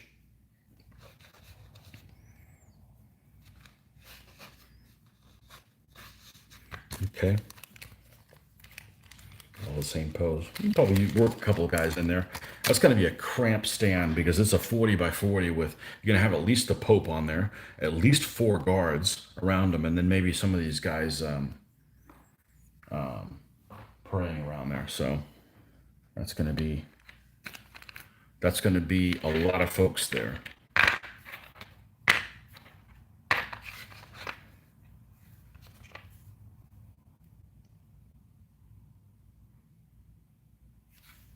Yeah, these guys are, I don't think I'll use this gladiator guy. He's so much bigger than these. I mean, he's significantly bigger. Yeah, yeah, I don't think we'll use a gladiator guy. Okay, but everybody else is probably fair game. And yeah, see, I could use this on the papal stand as well as one of the guards. You know, just paint him in his robes, and he'd be good to go. Excellent, excellent. All right, I think those flags have dried long enough, don't you think? Let's take this stuff, put it where it needs to go.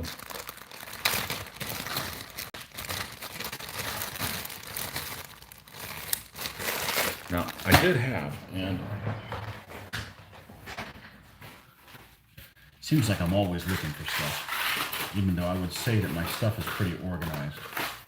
But it always seems like I'm always like, I gotta move 3 things to get to something else. And just like that, I found it. This is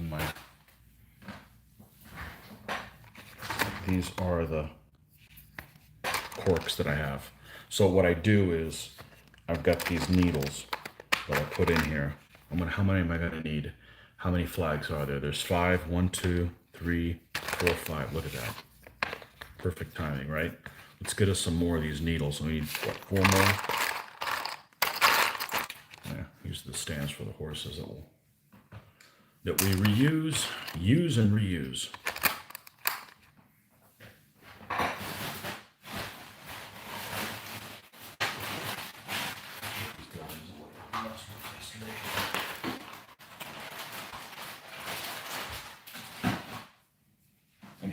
I guess several of you entertained.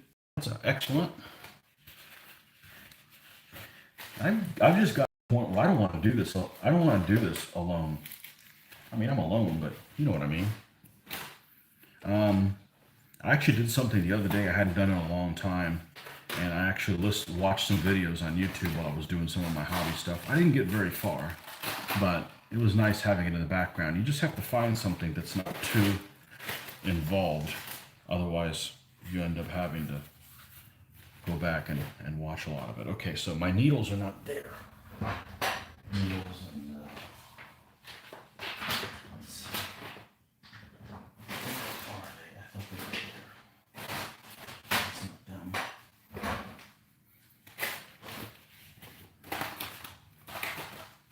Have like a little rolling container here to. Let's see.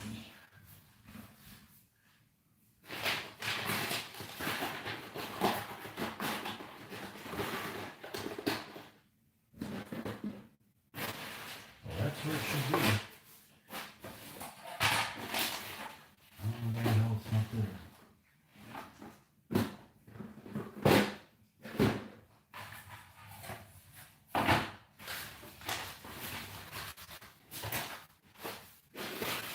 It was underneath. All right.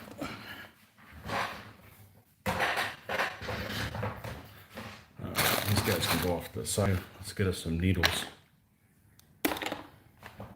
Fun with needles. All kinds of pins here. Now you got to be careful. Look, they'll poke all the way through the bag. Yikes. All right, we're going to need the file.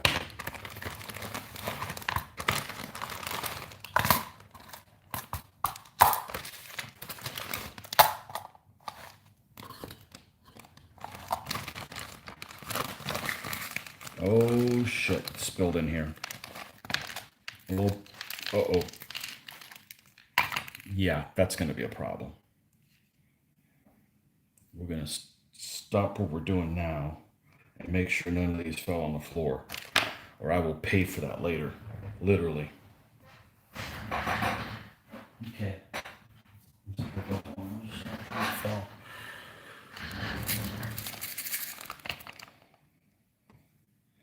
We'll come back to these because this is what we're going to use for our spearmen when we replace the lances and stuff.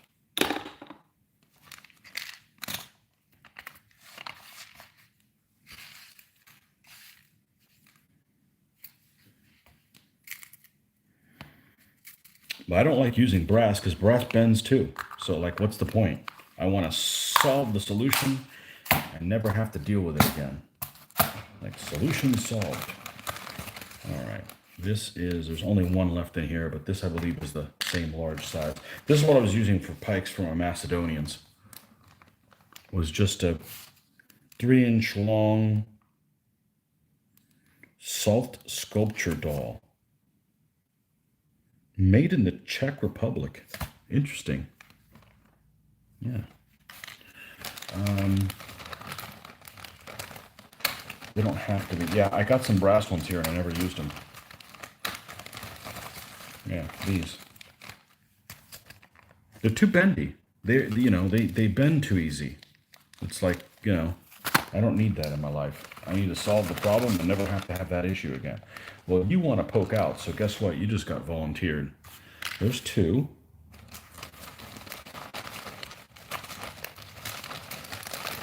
I know I got more of these.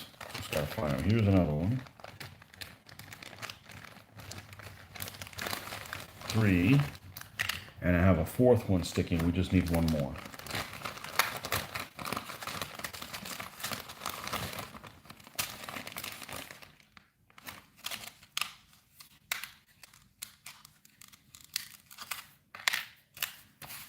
Okay, let's put all this stuff back now. We're going to put it nearby because we're going to need all this stuff when we... That's the first thing that we're going to do, really, with the Papal forces, is we're going to replace all those stuff for the knights, for sure. It's probably what I'm going to start painting first is the knights. I found a treasure trove. I will tell you guys where it is. On the Mirliton website, they make decals for... I'm gonna just do this as a precaution. And this is all I do if I was gonna install this on a figure, just run it like that. It's not gonna poke you now. I mean, if you fall on the floor and this is it, but this isn't, you're not gonna draw blood or anything. I'm not gonna show you what the same thing does with this one, okay? Because it will be very unpleasant for me. But that's it. That's all you need. Not that big of a deal. Unless you live in a country where files are illegal, in which case you're up a creek.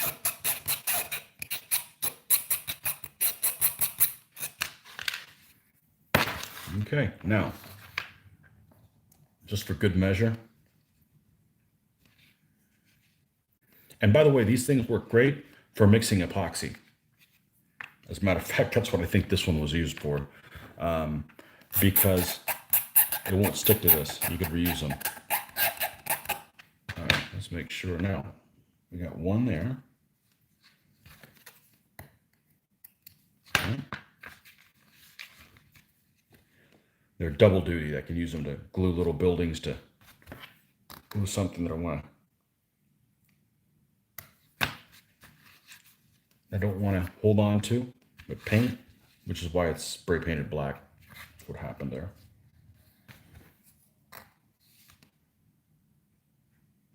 Pushing on the end so I don't poke myself in the finger. It's a lot of PSI.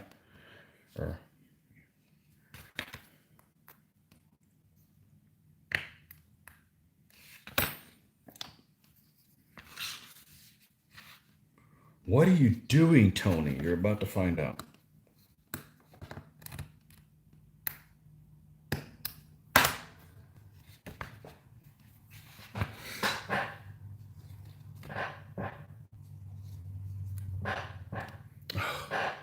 Creaky chair.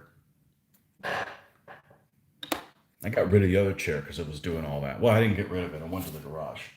What are you working on? I've obviously missed the banners. The banners, man. Where are you? Where you been? I was waiting for them to dry there, Greg. Waiting for them to dry and pulled out, playing with some of the papist figures. Papal Italian. Oh, the jokes are going to be great. The jokes are going to be great. All right.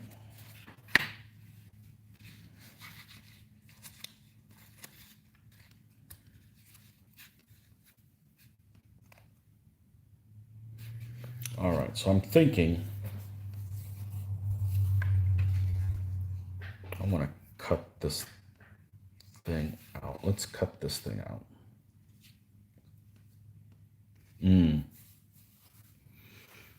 I don't want to spray the sealant right now. If I do that, it could crack. And I don't want that. So let's take this slowly. Let's get this other stuff out of the way.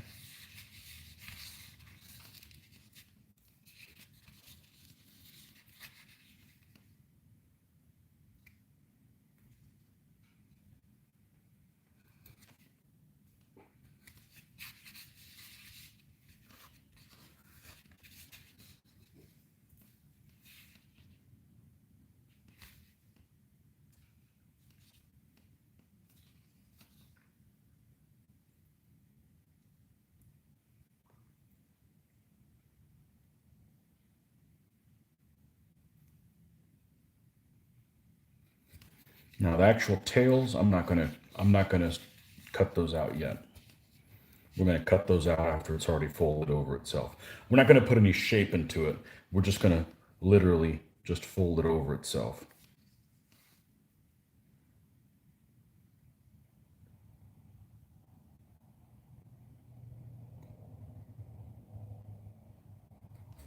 Okay, so this one's ready to go. We'll put some white glue, we'll bend this around, we'll get the tips together, put some white glue,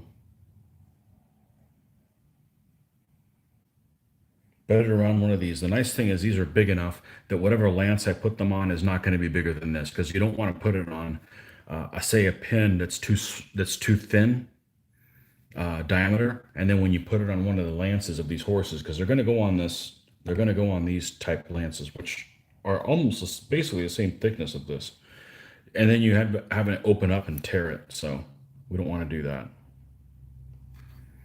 All right, so this one's ready to go. We'll go ahead and crease it like that. All right. And then what we'll do is we'll glue it, but we're not going to glue it where it's stuck onto this. We're going to leave the very edge with no white glue. And then we'll let it dry here, and then we'll pull them off, and then it'll be nice, and then we'll cut the swallowtails when both pieces are together. Okay? You got that? Book 3, Papal Army. Yeah, book 377. Yep.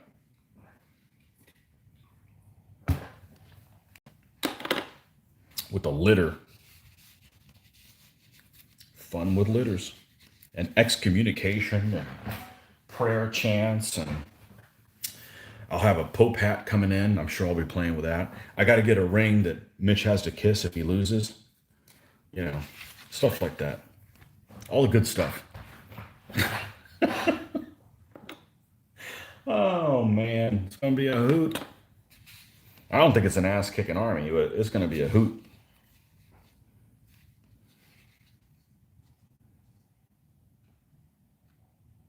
And this one we're going to do a little bit differently. We're going to cut the top, cut the bottom, and then leave this notch. Yeah, that's what we're going to do. So let's come in here.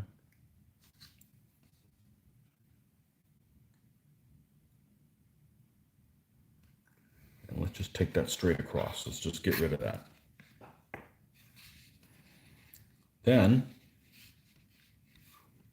we're going to do the same thing here. This one I feel a little bit better about, is I have more than one of this decal. So if I somehow botch this one, and I really love this little flag, I can make another one because it came with two.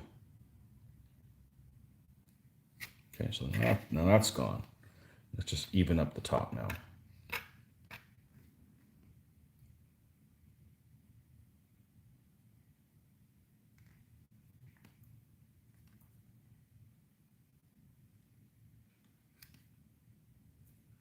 Yeah, we're gonna have fun with the Pope, for sure.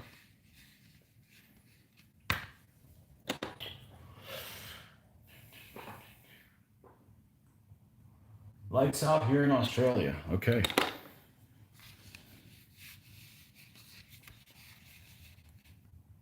Get out, lights out. That goes like that. Make sure we're even with the tips, so when we bring the two pieces together, it will line up nicely. Okay. We don't need these little spare pieces. All right. No, that's the thing. In a preference, I wouldn't be hopping in between projects, but the whole thing is like, okay, I got time to work on the hobby. Let's keep it going. Okay. And you guys help a lot. If I was not filming, I might have hopped onto something else, and next day I know I'm, doing something different. This helps keep me on track.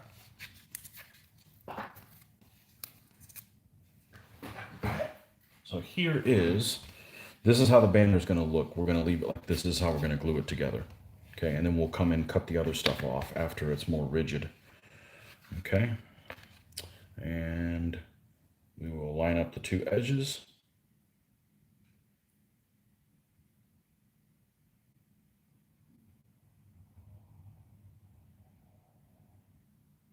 Okay, that's how that one is.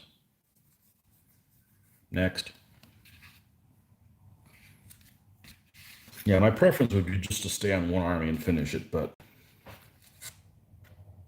I got to do the other guys eventually, so.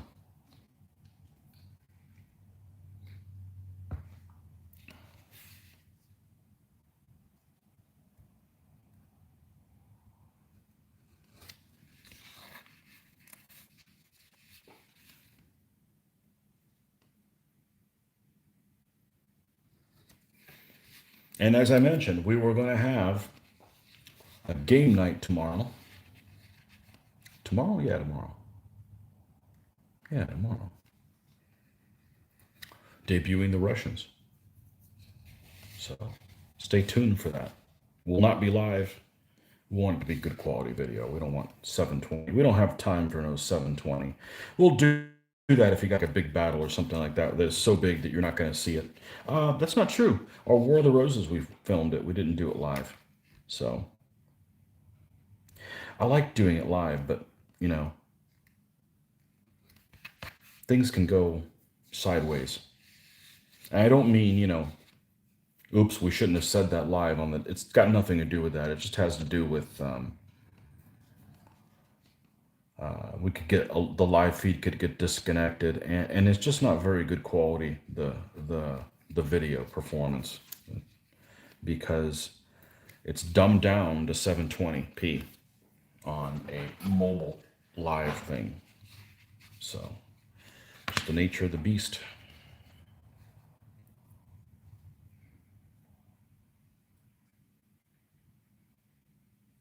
Line these two edges up, walk it back, and now that one's done.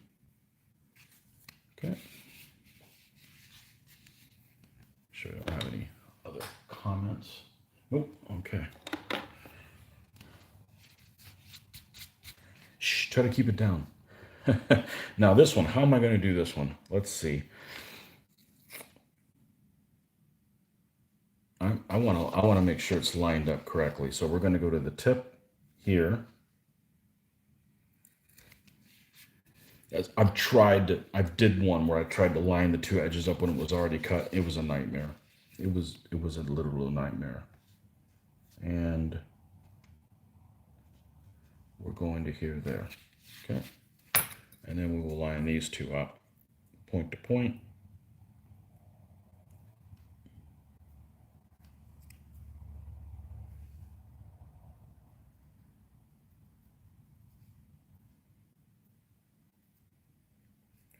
And that's how that one goes. Can probably take some of this stuff off. It's exceedingly large. There we go.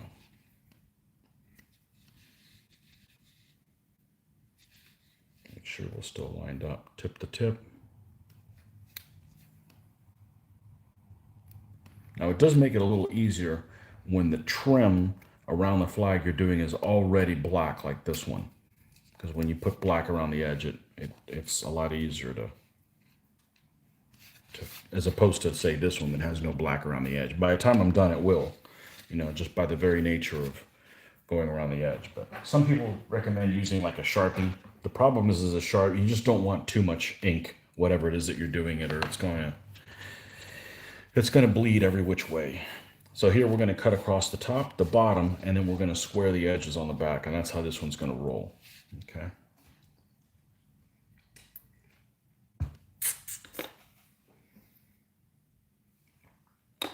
Okay.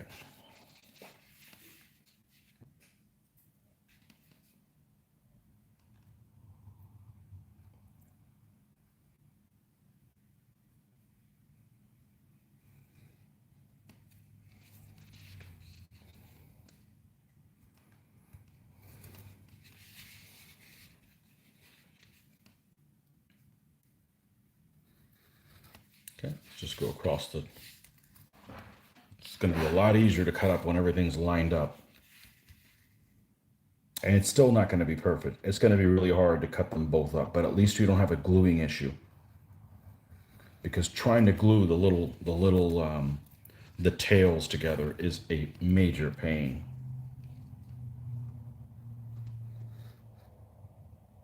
Now, I could even do something, save myself a little bit of trouble, and go ahead and cut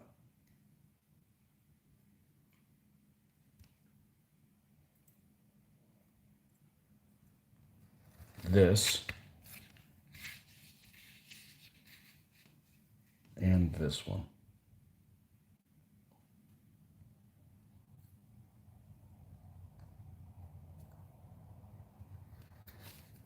Okay, and then we go across like this. Okay, that saves me a little bit of trouble there. It's just a matter of, you got to line up the tails, and it's not going to be perfect. You need to cut them together. One side's going to have, it's just not a perfect scenario, you know. So we're going to cut across the end here so we can match those up. It takes time, man. Even with pre-made banners, it takes time.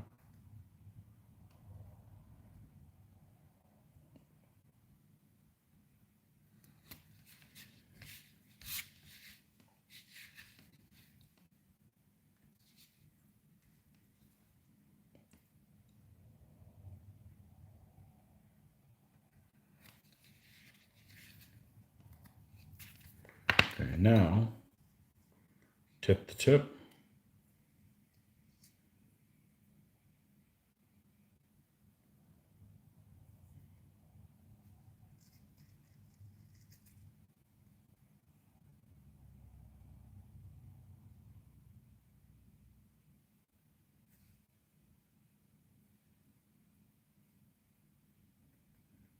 Okay.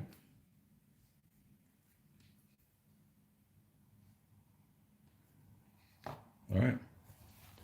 Let's get it on. Let's do the, let's get all these little bits. Let's get a clean brush.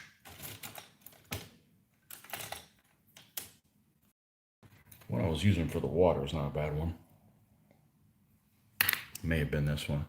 And a little tray here.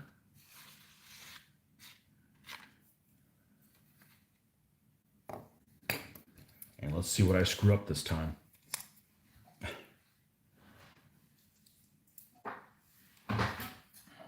Every time you do this, it should go better. It should be easier to do. And Mr. Elmer's glue. And And I am going to, we do not want any static brass in here.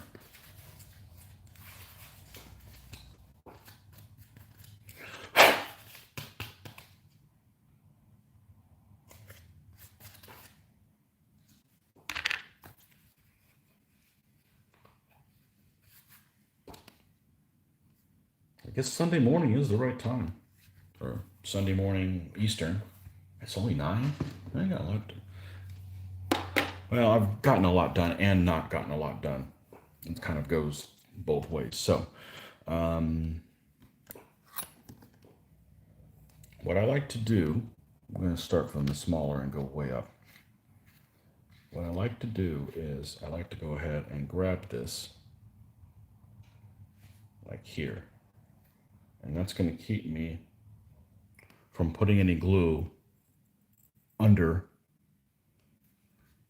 where the tweezer is. Okay? And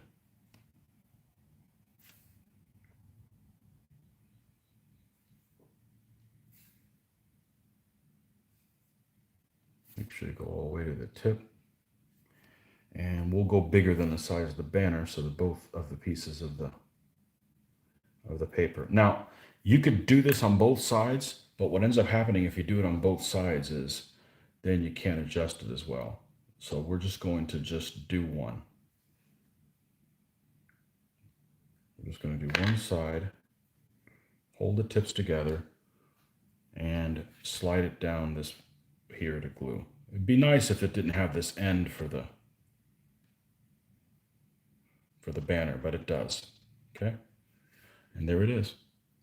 So after this dries, I'm not going to put a curl in it or anything because then it's difficult to cut it evenly. Okay? So we're going to just let that dry. Won't take long. Take 30 minutes or something like that. All right. Next.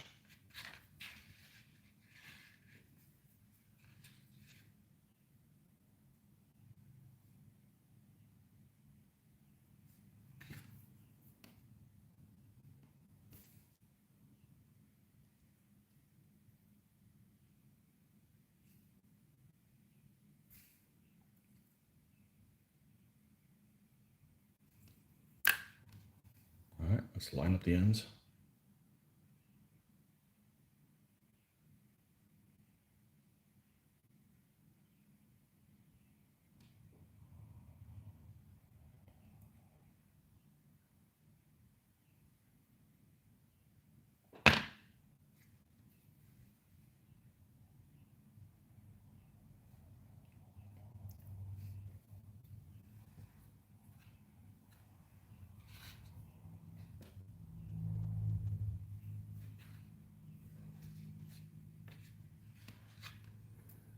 I don't think I sprayed flat now that I think about it on the other one. I've just brushed it on really carefully because I didn't know this, but anything to use enamel, it cracks.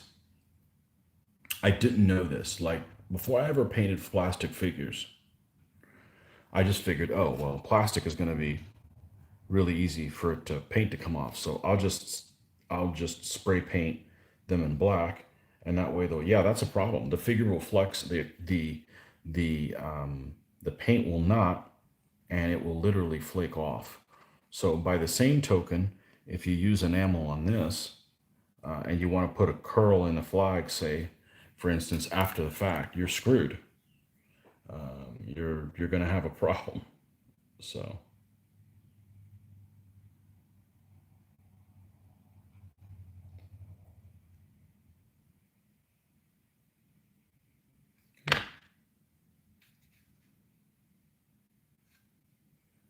Found that out the hard way. I had bought some rubber terrain from it was sold by a company at Historicon called Terrain Game Terrain Concept, something like that. They're a big vendor at Historicon. They got lots of stuff. I think the actual rubber pieces are from Timecast models. I could be wrong, but I think that's who they're from. So the first thing I did was I spray painted in black, and they like cracked all to hell. And I'm like, what, you know?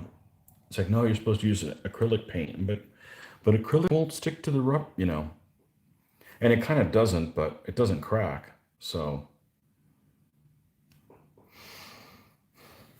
I learned out the hard way.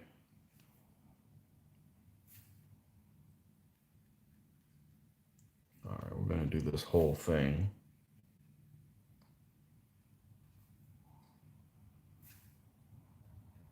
Make sure we get all the way to the end here where the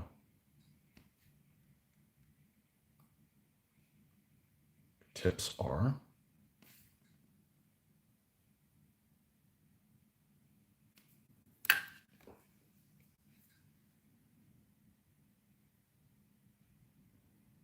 Now we got to be careful with this.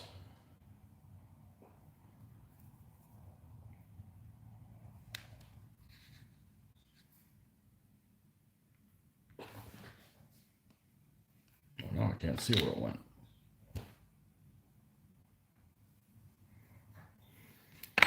Pretend you're like grabbing the wings of a butterfly. You're going to be very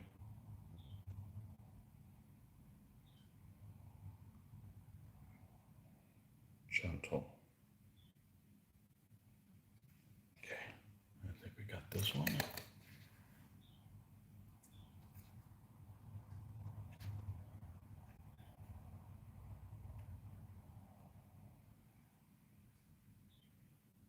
Holy baby Jesus. Okay, there we go. Last one, the big nasty. Back on the fly, grandchild did on display. I've heard from manufacturers that plastic and resin figures get brittle over time. I'd stay with metal figures, which will outlast me. Yeah, I have no interest in plastic figures.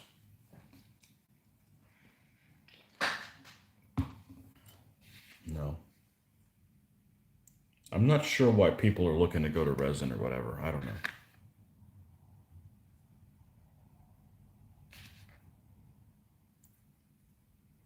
I can't say. Don't fix something that's not broken, right?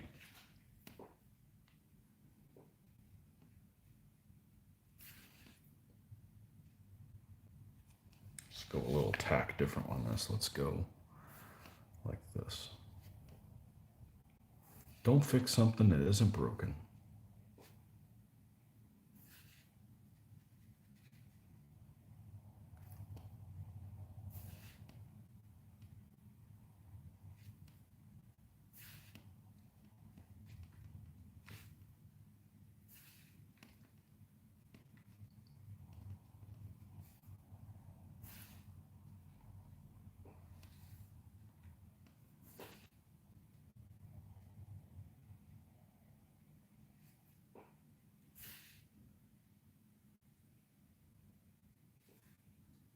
Okay, now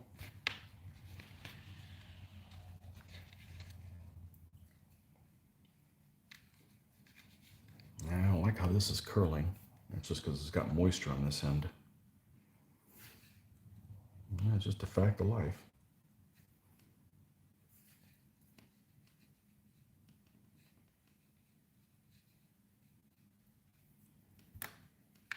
Okay, we'll do the same thing.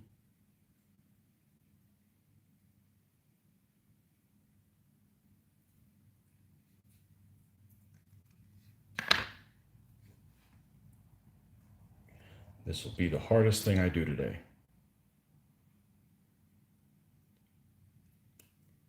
All right, let's line up the corner.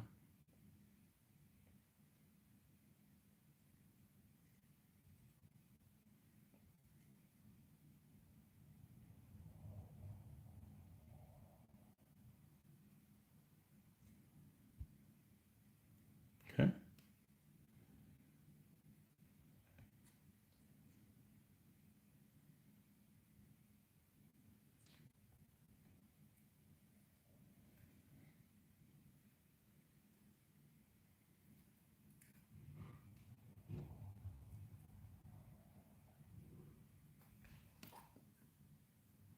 Where's my empty one? There we go.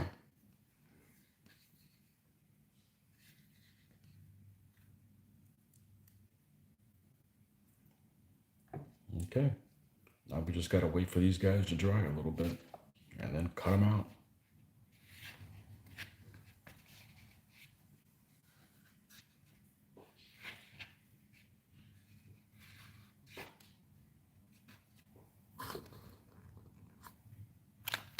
It's a multi-step process, unfortunately.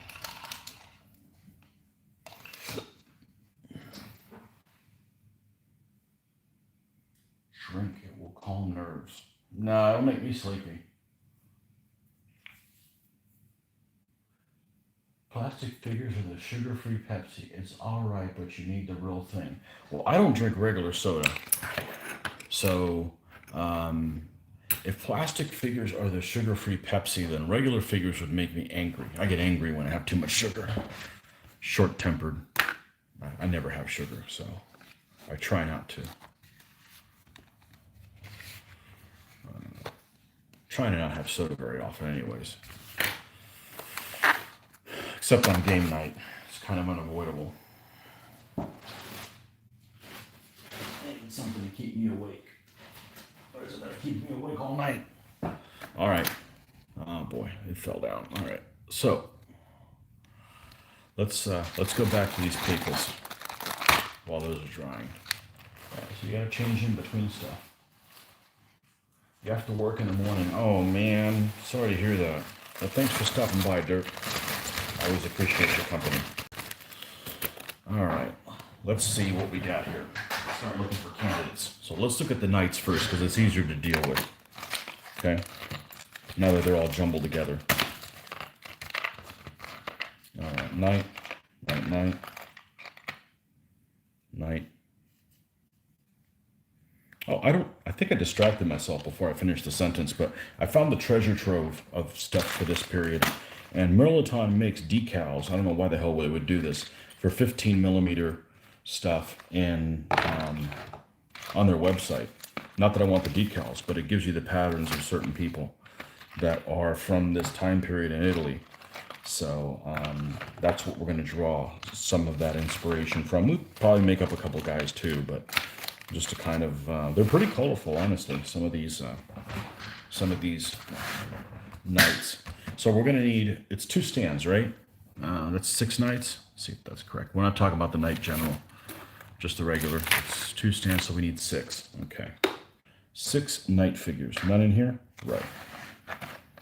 All right, we've got this guy. Same pose. Different pose. Different pose. Charging. He's the same as that one. This is different than that one, but the same equipment.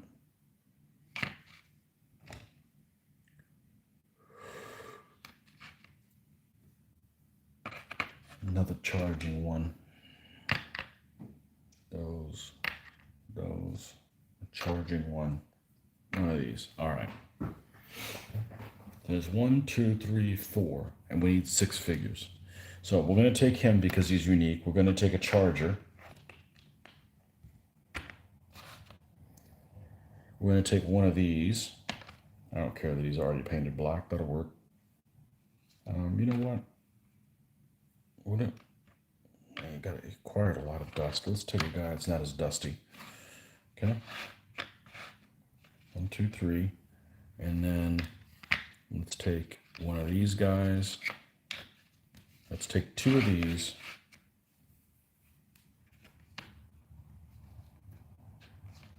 And another one with this helm. Okay, 2 of this helm, 2 of this one, 1 charging and another one of the same helm. There's our 6 knights. Okay. Now, these guys are super bendy. You can already see there's already all kinds of issues. So we're not gonna have these lances. We're gonna replace these. So let's go over to Pinlandia.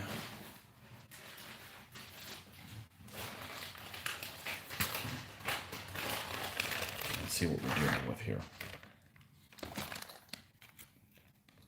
I have a feeling it's those that I'm gonna use. Use the ones, there was a million of them that fell down. I don't think they're gonna be long enough.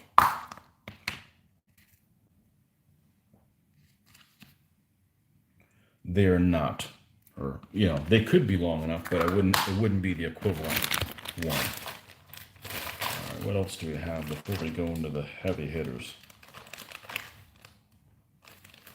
I got 2 boxes of these. Why? Okay, I think it's going to be these. Although I'm going to check, because if these are longer than this other kind, then I'm going to use the shorter ones, because otherwise I'm just wasting cutting things down.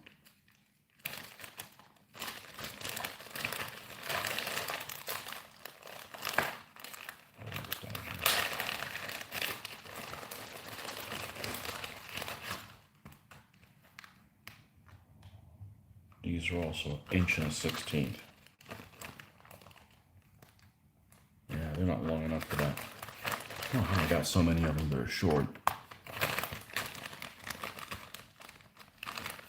But this is what we want to check. Whichever one of these two is shorter, I'll use them. How much you want to bet they're the same length?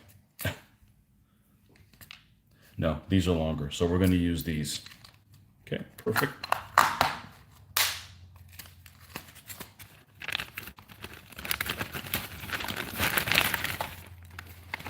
All right, so we're going to need, obviously they're not going to be this length, we'll cut them down. We're going to need a total of 6 of these.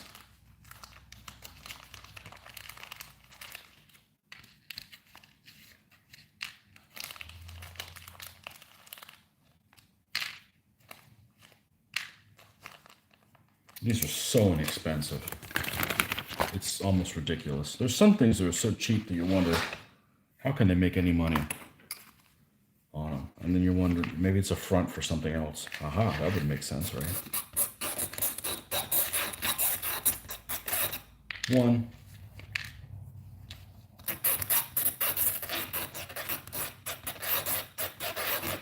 2.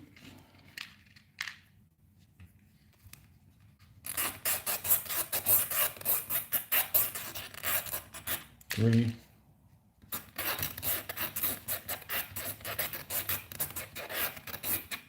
4.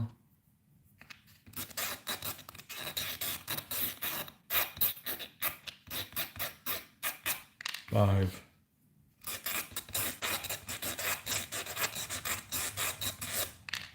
6.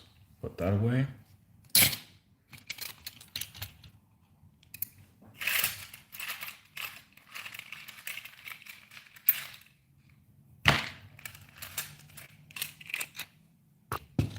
Now, I have a little matchbox around here somewhere.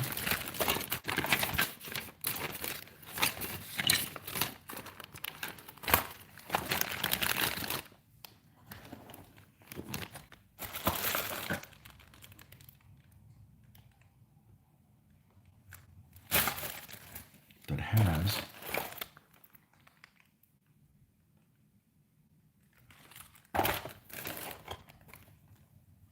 the extra little needles that I need. Not needles, drill bits.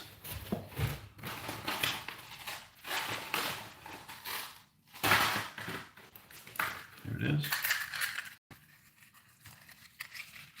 Because that one's way too large. Way too big. Way too big.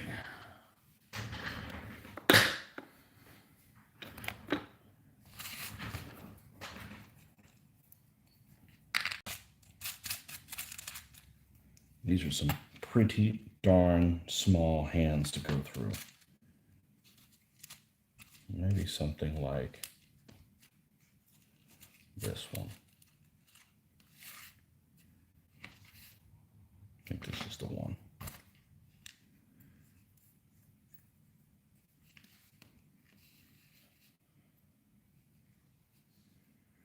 I'm going to mention something because I think I mentioned to somebody that didn't know that they could do this. And, you know, again, in the process of sharing information. So let's say you don't have a pin vise. I didn't have one for many years. Just take your X-Acto knife blade, drop this thing in the center, get a little bit smaller,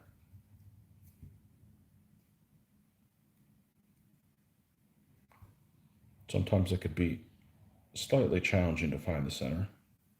And there's your pin vise. Okay.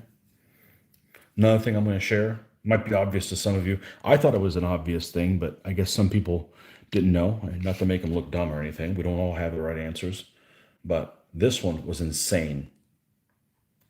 This is insane what I'm about to show you. Some of you, I'd imagine most of you do not know this. Maybe I'm the only idiot.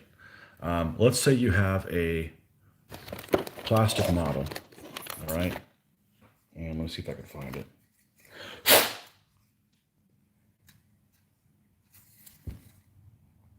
And say you have like a little bit of a panel line that you want to get rid of. Well, the normal reaction would be to do this. But you can actually use the back side, and it's less sharp, and you could take it off. So anything like a panel line, like maybe in the middle of a turret or something like that, just use the back side of the X-Acto knife. I saw that recently, and I'm like, whoa. I had no idea. Your X-Acto knife only has a single slot, not a cross like yours. It's old. Oh, it's a pagan one. It has no cross. It's a pagan X-Acto knife. You got it from the early Baltic peoples. All right, so we're going to take this off. Let's get our X-Acto knife. Now, this is the good one that I used for the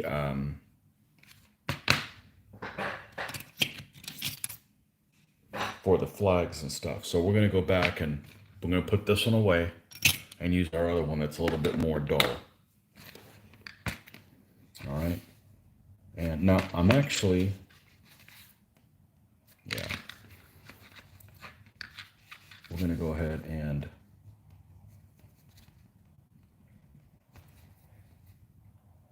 take that off. Okay.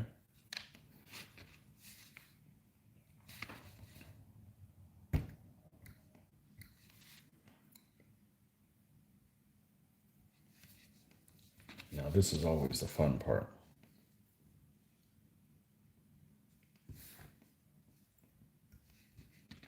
The nice thing is I got extra of these knights, so if I screw it up, just throw another knight in there. Now luckily this lance was not cast completely up against the horse. So then you got a different kind of issue. It's going to take a while to clean that up, okay? But here, there's only a tiny little bit next to the foot. I can deal with that. Okay? And then we're just going to come in and we're going to take that little bit off. I've thought about getting a small file set, but I just hadn't gotten around to it. Actually, I was going to buy some the other day, and I realized, oh, it came from that country. Well, I'm not going to buy it. I don't need it that badly.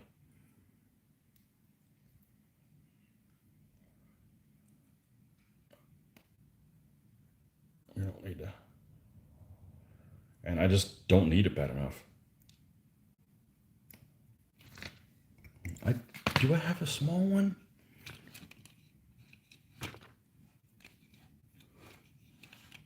No, I don't really need one. Okay, let's clean up these panel lines. Oh yeah, you can tell just scraping this. This has a high lead content. No, I don't think that would affect anything. I wouldn't be any crazier than I already am. So.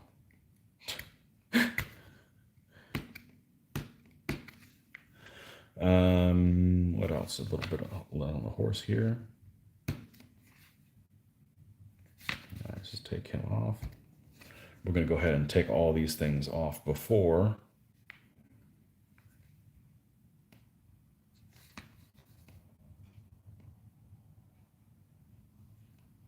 really gently before we start drilling.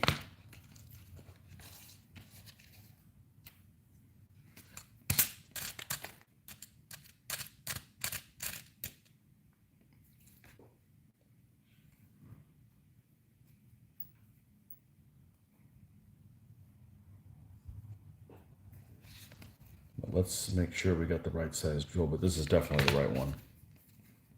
It's definitely the right one. Now, the nice thing about this soft alloy is, I lied, I'm gonna go ahead and do one, is you can never use, you don't need anything more than like a Dremel, than this. You don't need a Dremel tool or anything like that. Now, I am gonna come back in here and we're gonna get the good X-Acto knife and we're gonna go ahead and put a hole in the center of it. Oh, wow. That's how bendy it is. I pushed down a little bit of pressure and went right through. So we just need to put a indentation in the center of his arm.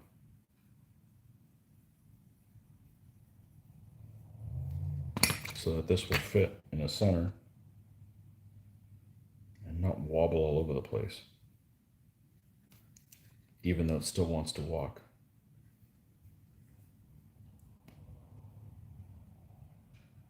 Okay, it's not going to work because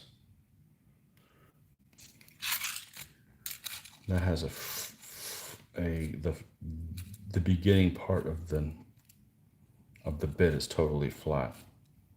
Yeah, I bought some huge made in China thing several years ago, before the whole COVID thing. That's why I'm not buying Chinese stuff.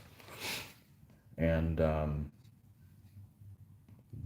they're such poor quality that the front of them, of the drill bit, is not rounded like it normally is. It's just totally flat. So let's get this going a little bit and then we'll drop the other one in there. Yeah, see, this is, wow, I might just leave this one on here. It's just eating away. Got the thumb here beside it for some support, just so you don't have to put a lot of pressure on it, especially with this alloy. It's gonna do its thing. Just focus on staying upright.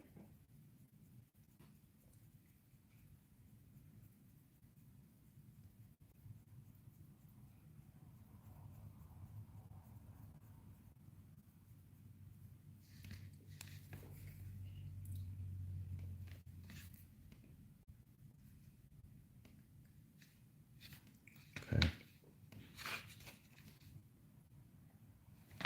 Now we can probably go back and use a smaller one.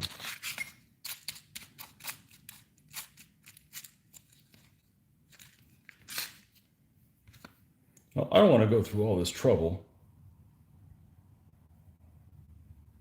and then the lances bend.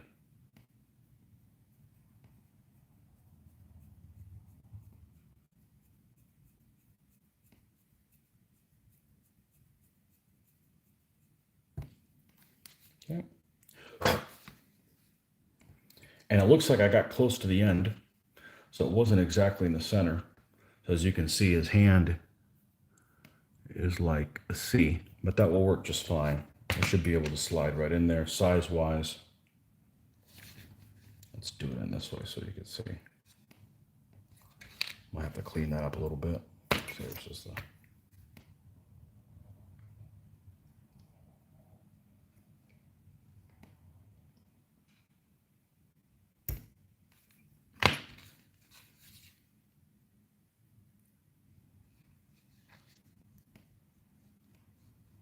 Okay, and then what I will do is I will end up putting the bottom of the lance. It'll be propped up on his foot, so you've got 2 points that it could be glued on. Okay, so this guy's done.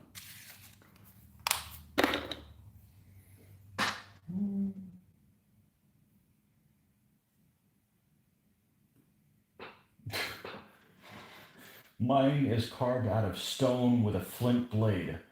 I've carved it out of an antler, but animals had not yet evolved. Nice.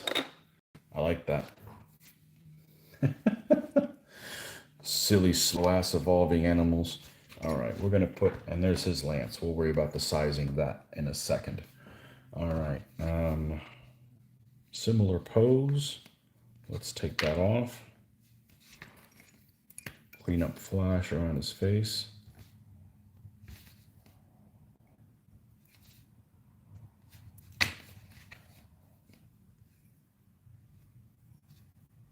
You want to do all this before you end up gluing the figure onto to stand. Man, this guy's got a lot of flash. Flash. The other thing I can do is, I think I'm going to do this a little bit differently this time. Hey, you try it, you learn from what you're doing. I'm going to go ahead and leave the bottom of the lance down here because it's going to support the hand while I drill it out.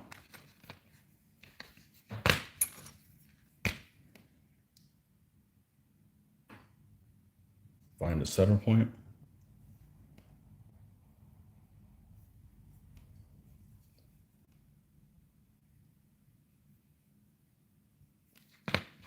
Ish. The center point ish.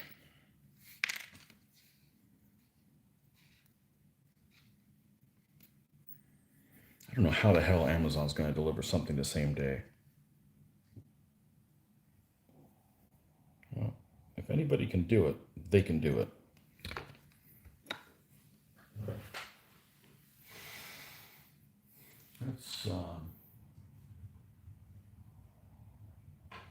Let's make sure we don't have any notification here.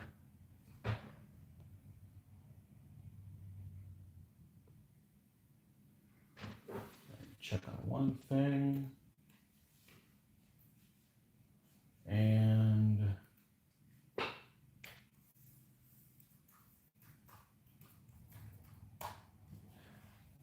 about a year ago, when I hadn't had a computer in almost 10 years, you know, at home. I had ones I could use, but I'm talking about my own one. And I was really skeptical of whether or not I was going to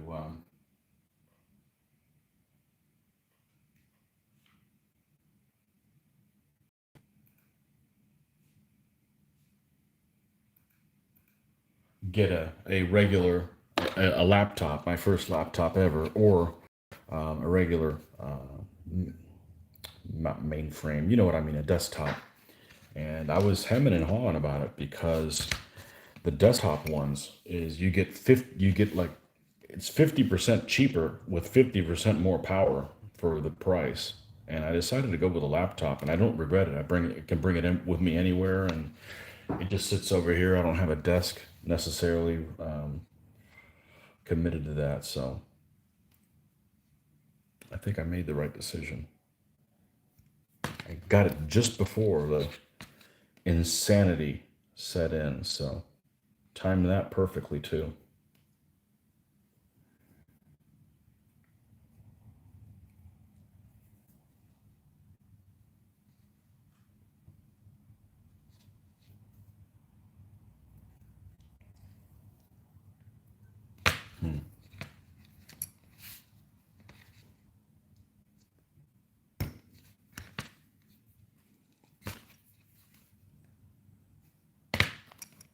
These hands are so darn small.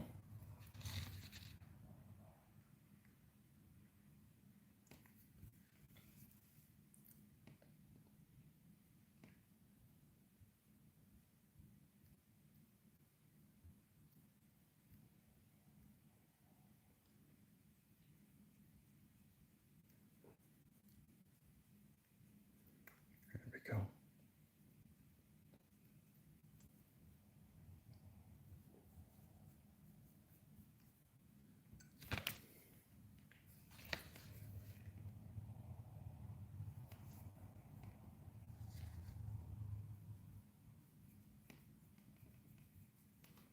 Okay, now this isn't deep enough. I'm going to go ahead and take the support there off. Okay. And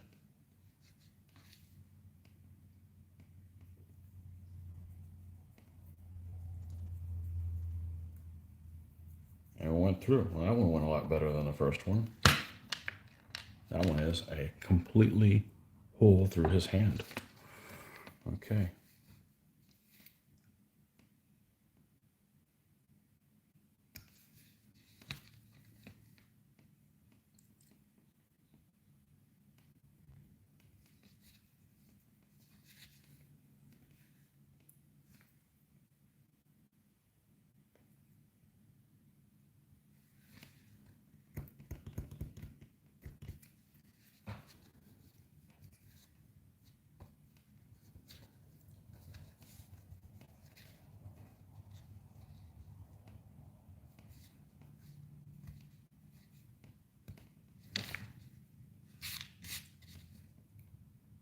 perfect.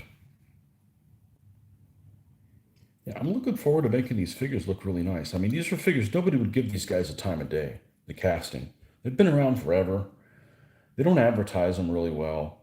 There's not really good pictures of them painted online. You know,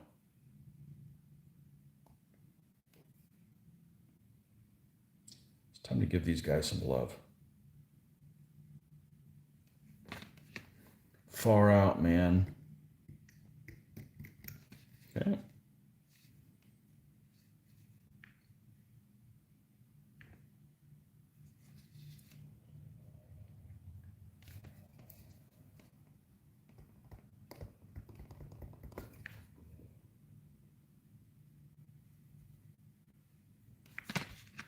They have a minimal amount of accoutrements on them, so they should paint pretty quick.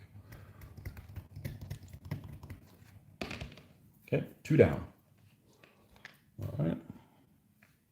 This one as well. We're going to do the same thing. See, we're on to something now. We're going to leave the bottom of it supported. That one a little bit. There's one less thing I got to focus on. So let's cut this flat. And then let's go ahead and drill a little pilot hole.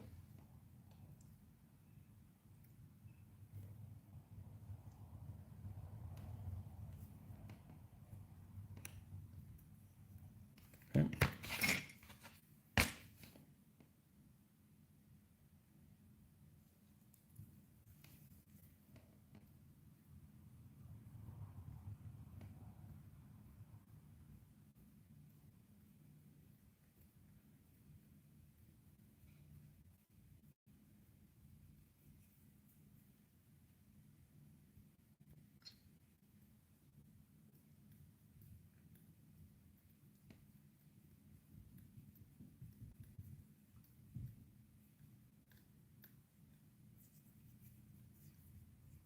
Once you get in there fairly far, I'm going to go ahead and cut the umbilical cord, so to speak. Take the bottom of this off and bend this back.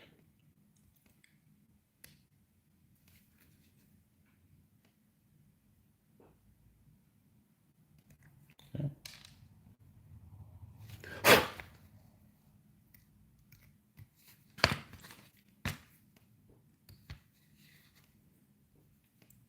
You don't have to put a lot of pressure on this. It's going to just do its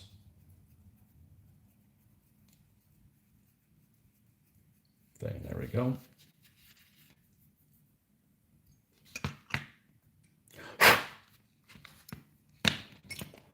And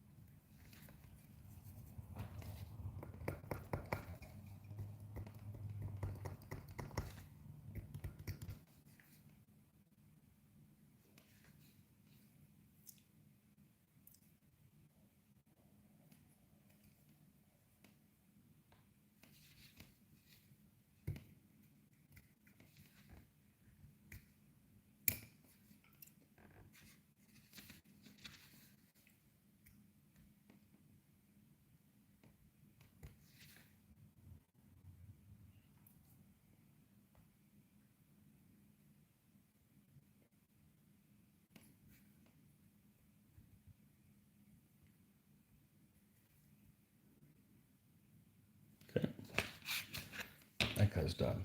We're leaving the charging guy for last.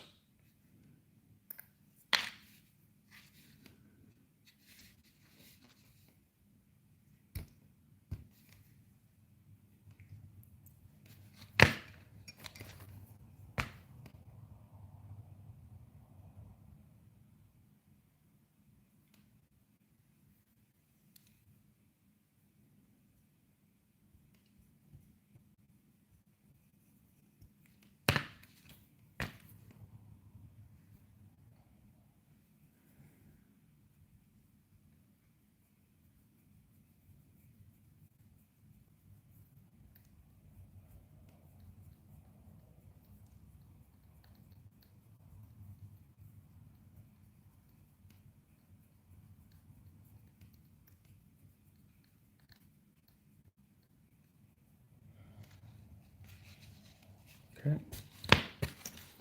And we will cut this off too.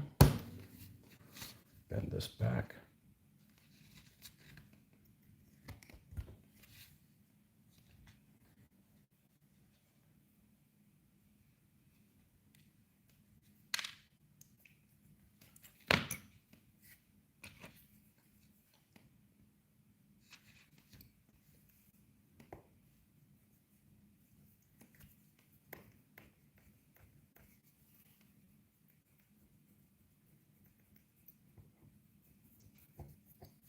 Okay.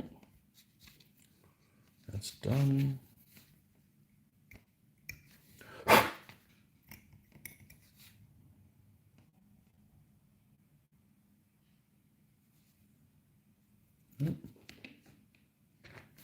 This guy, same pose, same figure. It'll be on a different stand, obviously. That would be ridiculous otherwise.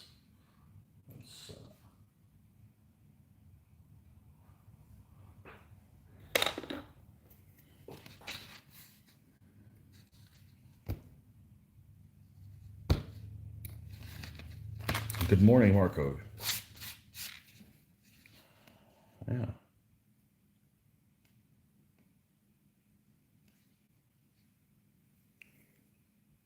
Pilot hole in this guy.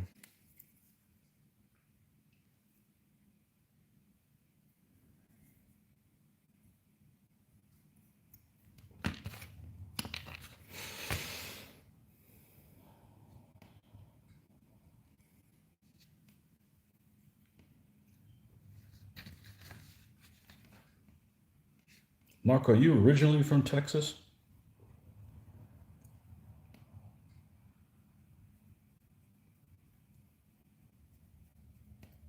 I've been out there a couple times. I think it's an interesting place. It's kind of like still the South, but not. It's just kind of its own thing.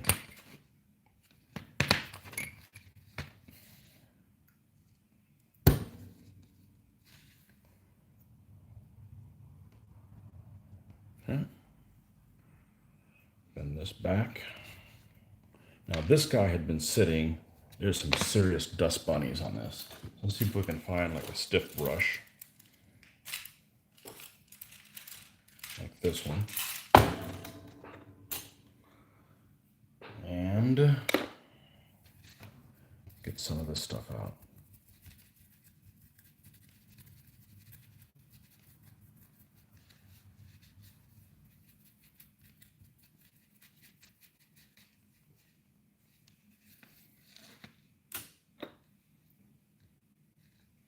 Okay.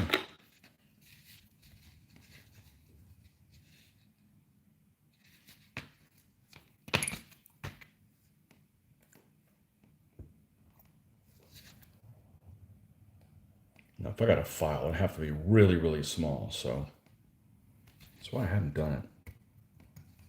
I'm not buying any Chinese files, so.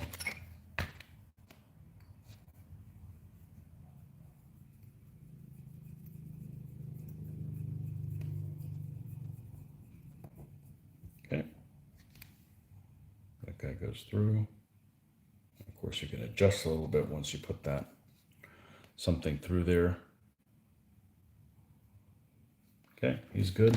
Now the guy with a lance. Let's see, is this doable? Yeah, totally. Let's, man, this guy's dusty.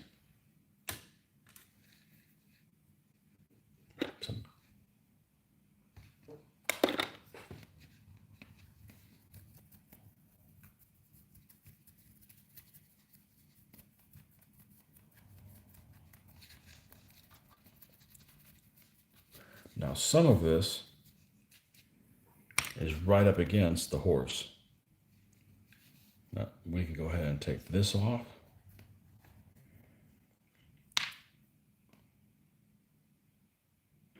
We're going to leave the portion behind just for yucks. And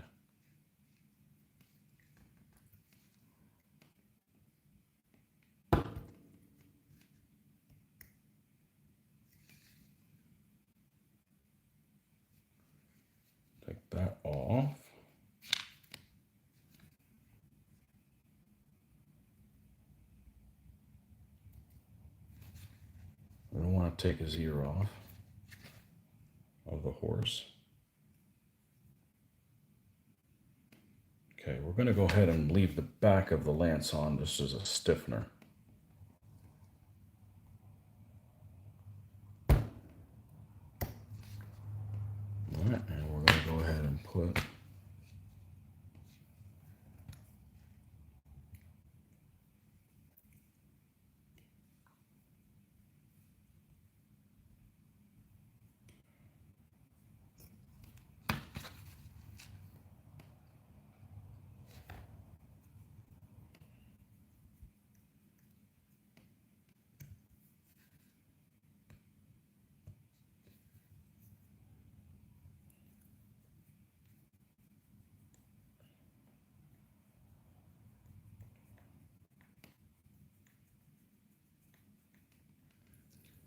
okay. So we're going to go ahead and take the back now off.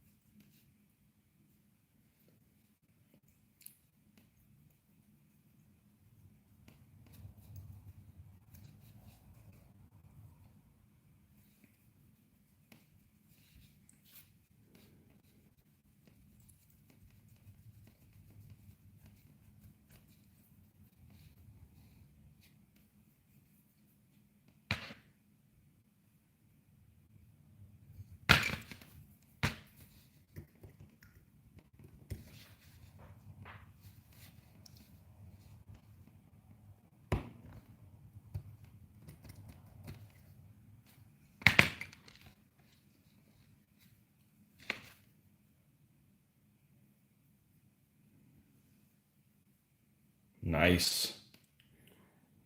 Nice, look at that. Now, obviously they're not gonna be this long. That would be absurd.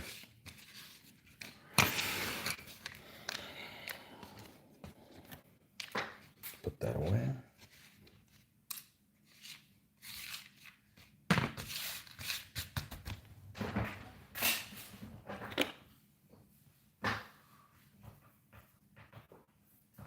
Recently inspired me. I was going to use decals for my hoplite shields, but instead I've been painting them.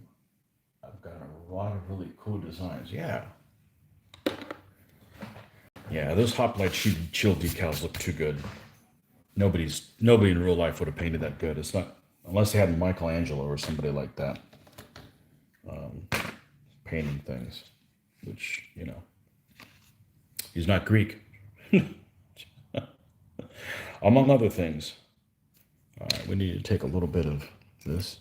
I love painting shields. We're going to do all kinds of shields and heraldry painting on these guys as well. So, and these are, I hope somebody doesn't get offended by this. These are crappy figures. They are. There is no doubt about it. These are less than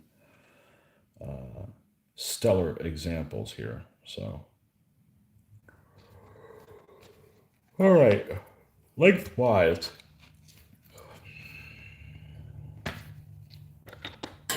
let's get our file out here because we're still going to need our file because we're going to do something that you wouldn't think you would need a file for, but in my opinion, you do.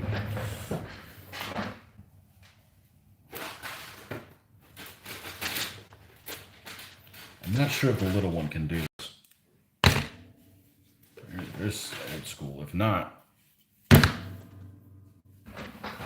yeah, that'll cut through anything. Let's see if we can get away with a little one. It is steel, so for these,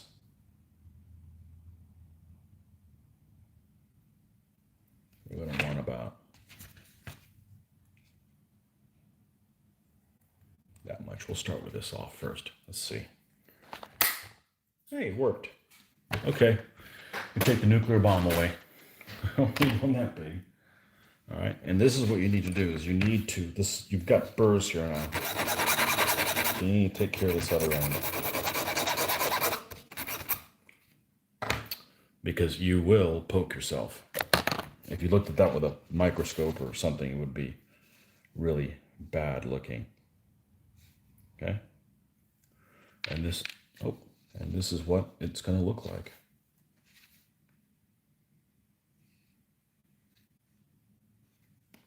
We're actually going to go ahead and let's find out where this lays. About right there. I think I should be able to, yep.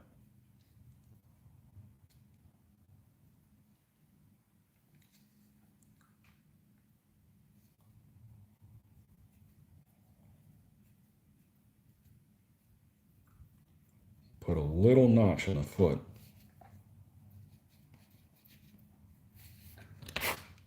That now this will sit in.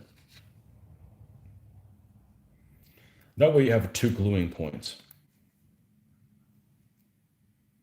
There you go. That's going to sit just like this. You never have to worry about this thing bending ever again. Ever, ever, ever, ever, ever. All right. Doesn't have to be exactly the same.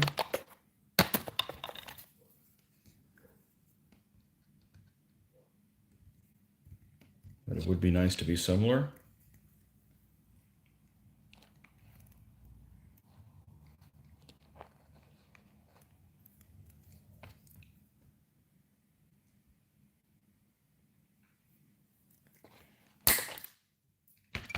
How'd I do? I need to quit my day job. But that doesn't pay. That's the understatement of the century.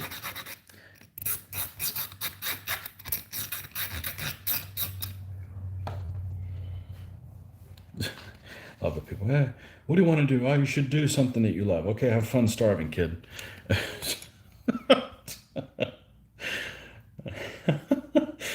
Oh man. And do the same thing here. Let's put a little notch here.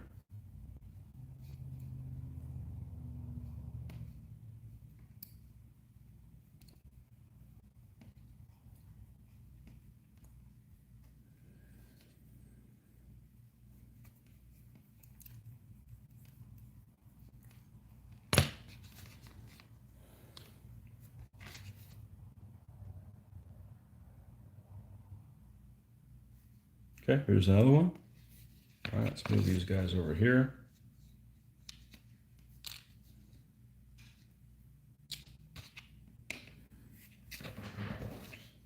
This one. Do the same thing here.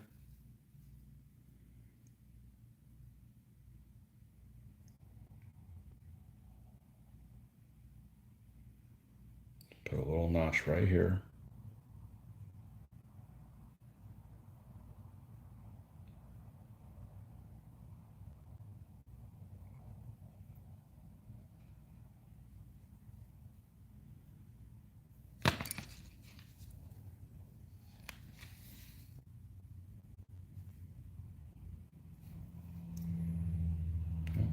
Perfect. We'll cut all these things out later. This is the same deal.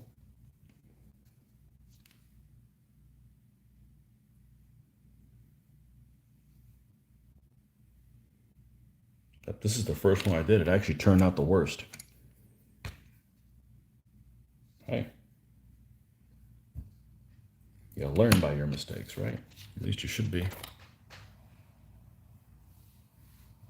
Okay.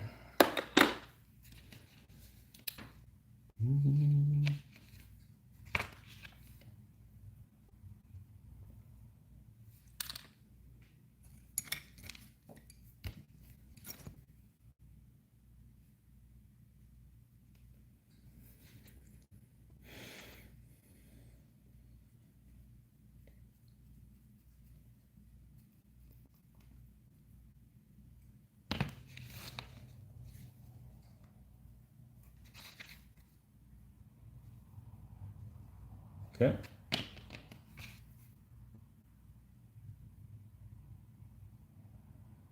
All right, so if I can't do that, then maybe I can come in here and open up his hand some.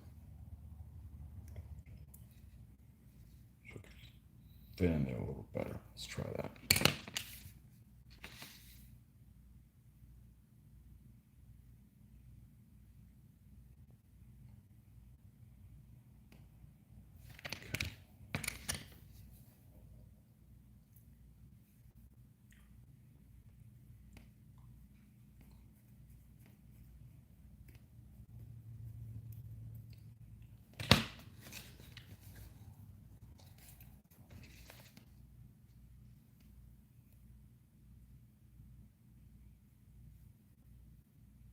Okay, cool. And the couch last one. Like so, okay. All right, so we need these other ones about the same size.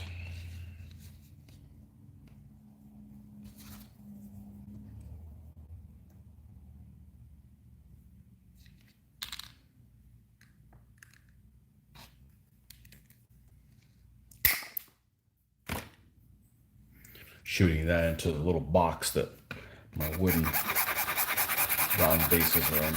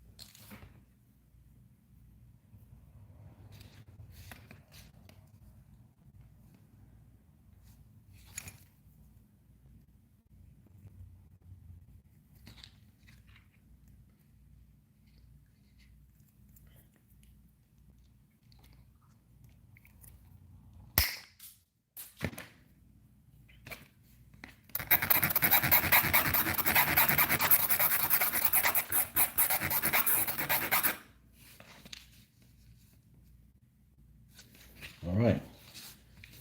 So let's see how this is going to fit on here. Okay, perfect. All right, let's go get our friend, the Mr. Epoxy. Inspired people. That's good. That's a thing. Other people have inspired me as well. That's what this should be. It shouldn't be like, man, that guy does this. I can't do it as good as him. You'll get better. Just stay with it. If you're not happy with what you're doing, just work at it. You'll do better next time. As long as you're constantly improving, what's wrong with that? I'm going to go ahead and I need one of these. So I'm going to pull this flag off, set it off to the side, and I'm going to take this needle.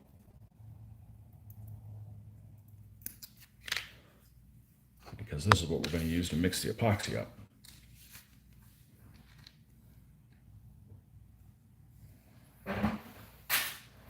Well, I could probably do that after I put these guys on little dowels. See if we can find this. Four that aren't in too bad a shape.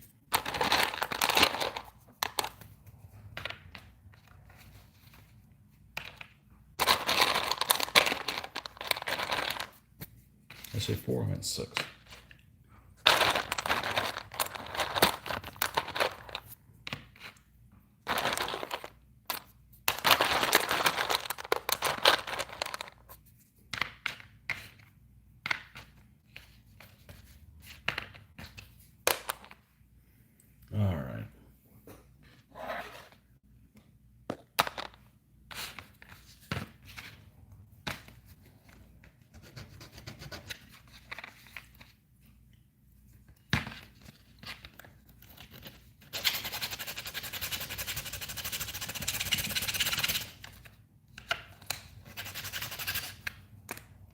Take off that extra glue on there.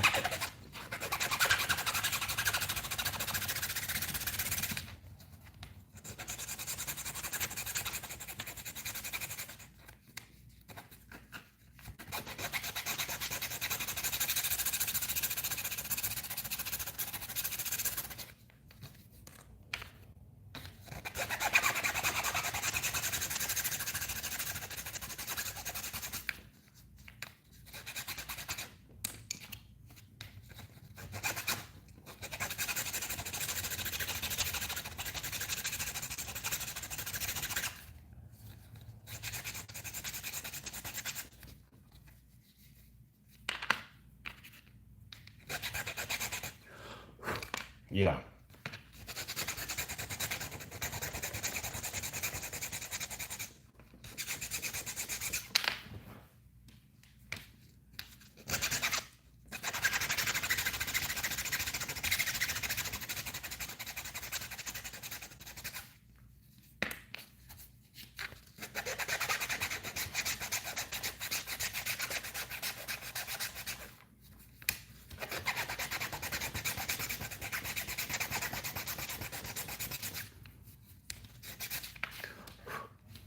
Okay.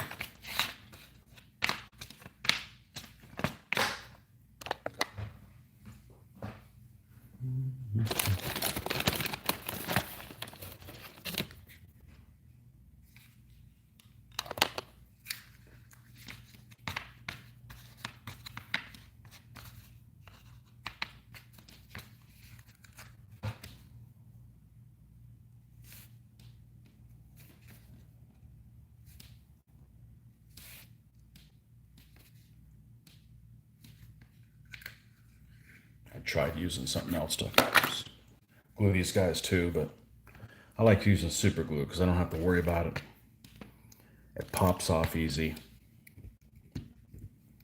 I have a lot of it, so it's gel control super glue.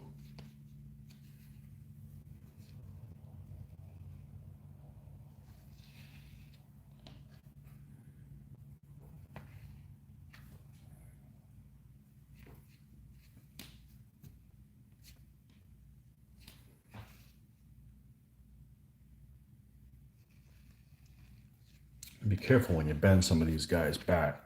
If the alloy is soft like these, you don't want to crush the horse's legs and they'll lose even more height. And these are guys already in the stunted growth department as it is, so.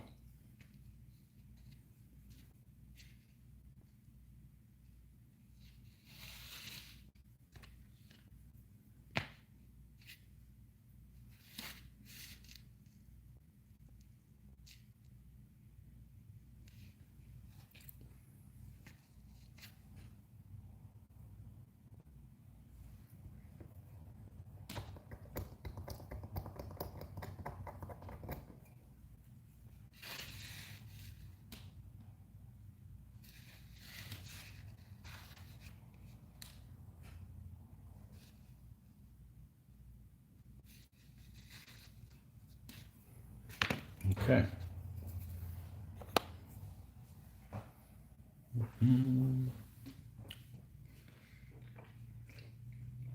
Lots of likes today. Thank you, folks.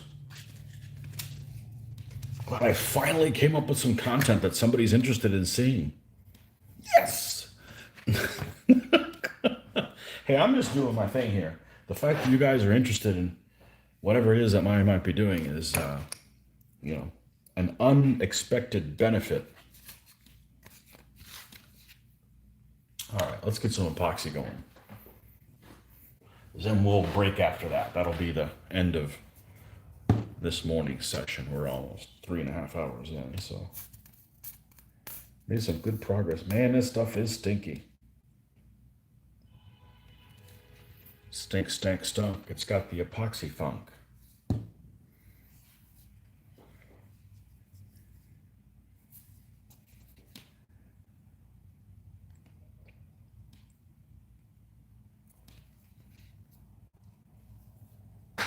And I got another like. Thank you. Much appreciated.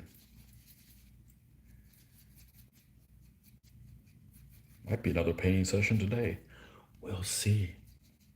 Let's not get ahead of ourselves, right?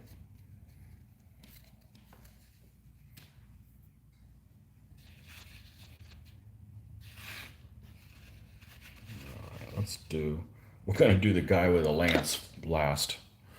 Is the one with the couch lance last, because that's going to be the most incorrigible one, I would imagine. So what I like to do is, you've got a hole here that you have to push this epoxy through.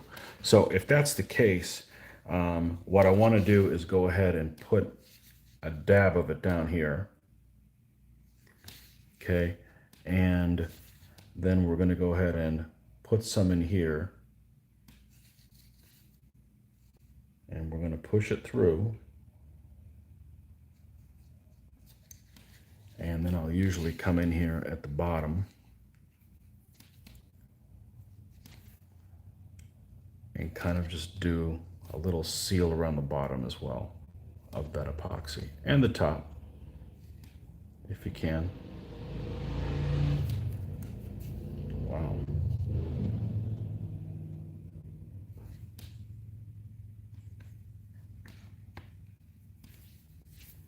Sounds like a Harley.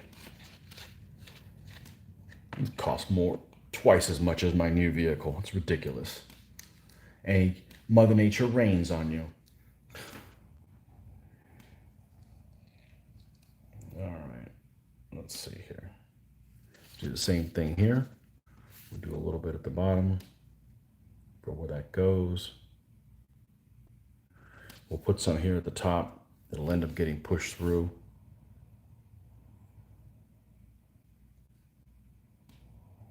Okay. We're actually going to come back and do that little touch up later. Let's make sure we have enough time to get all these in, because it is 5-minute epoxy. And the last minute goes by really fast. You need to be on the ball.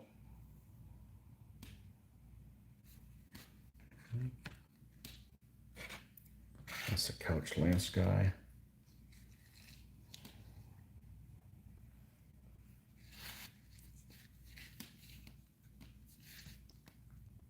The likes do help. They increase your visibility of other people being able to see your content. As much as I understand it, that's how they work. So if you have a video that has a lot of likes, the algorithm supposedly tells YouTube's like, hey, lots of people are interested in this content. Why don't you show it to lots of other folks? So much appreciated. Same thing with the subscribed function. Make sure you're subscribed if you like this. If you don't like this content, what are you doing here? Don't you have chores to do? So, okay. And then the couch lance guy.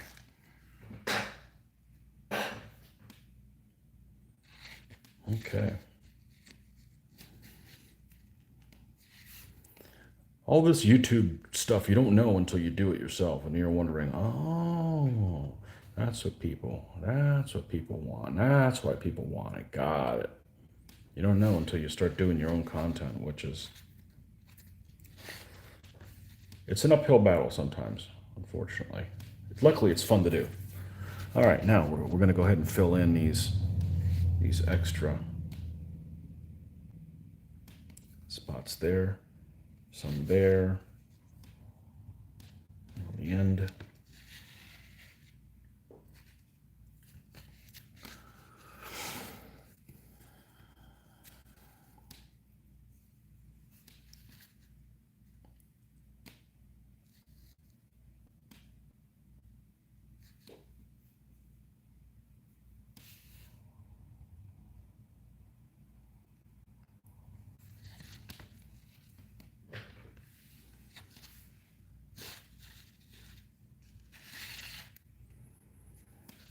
This one is the one that was a C on a hand, so I'm going to go ahead and add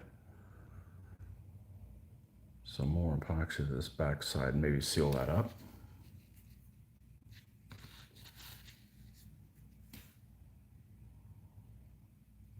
Oh, that didn't work. There. Well, it's already hardening up. Not going to give me much trouble.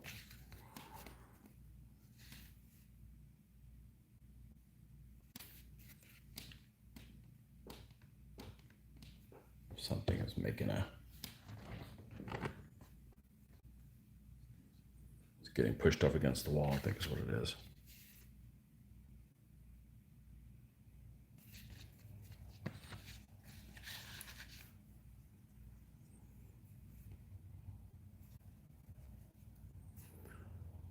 Yeah, we're going to paint these guys with the Vallejo primer, black primer.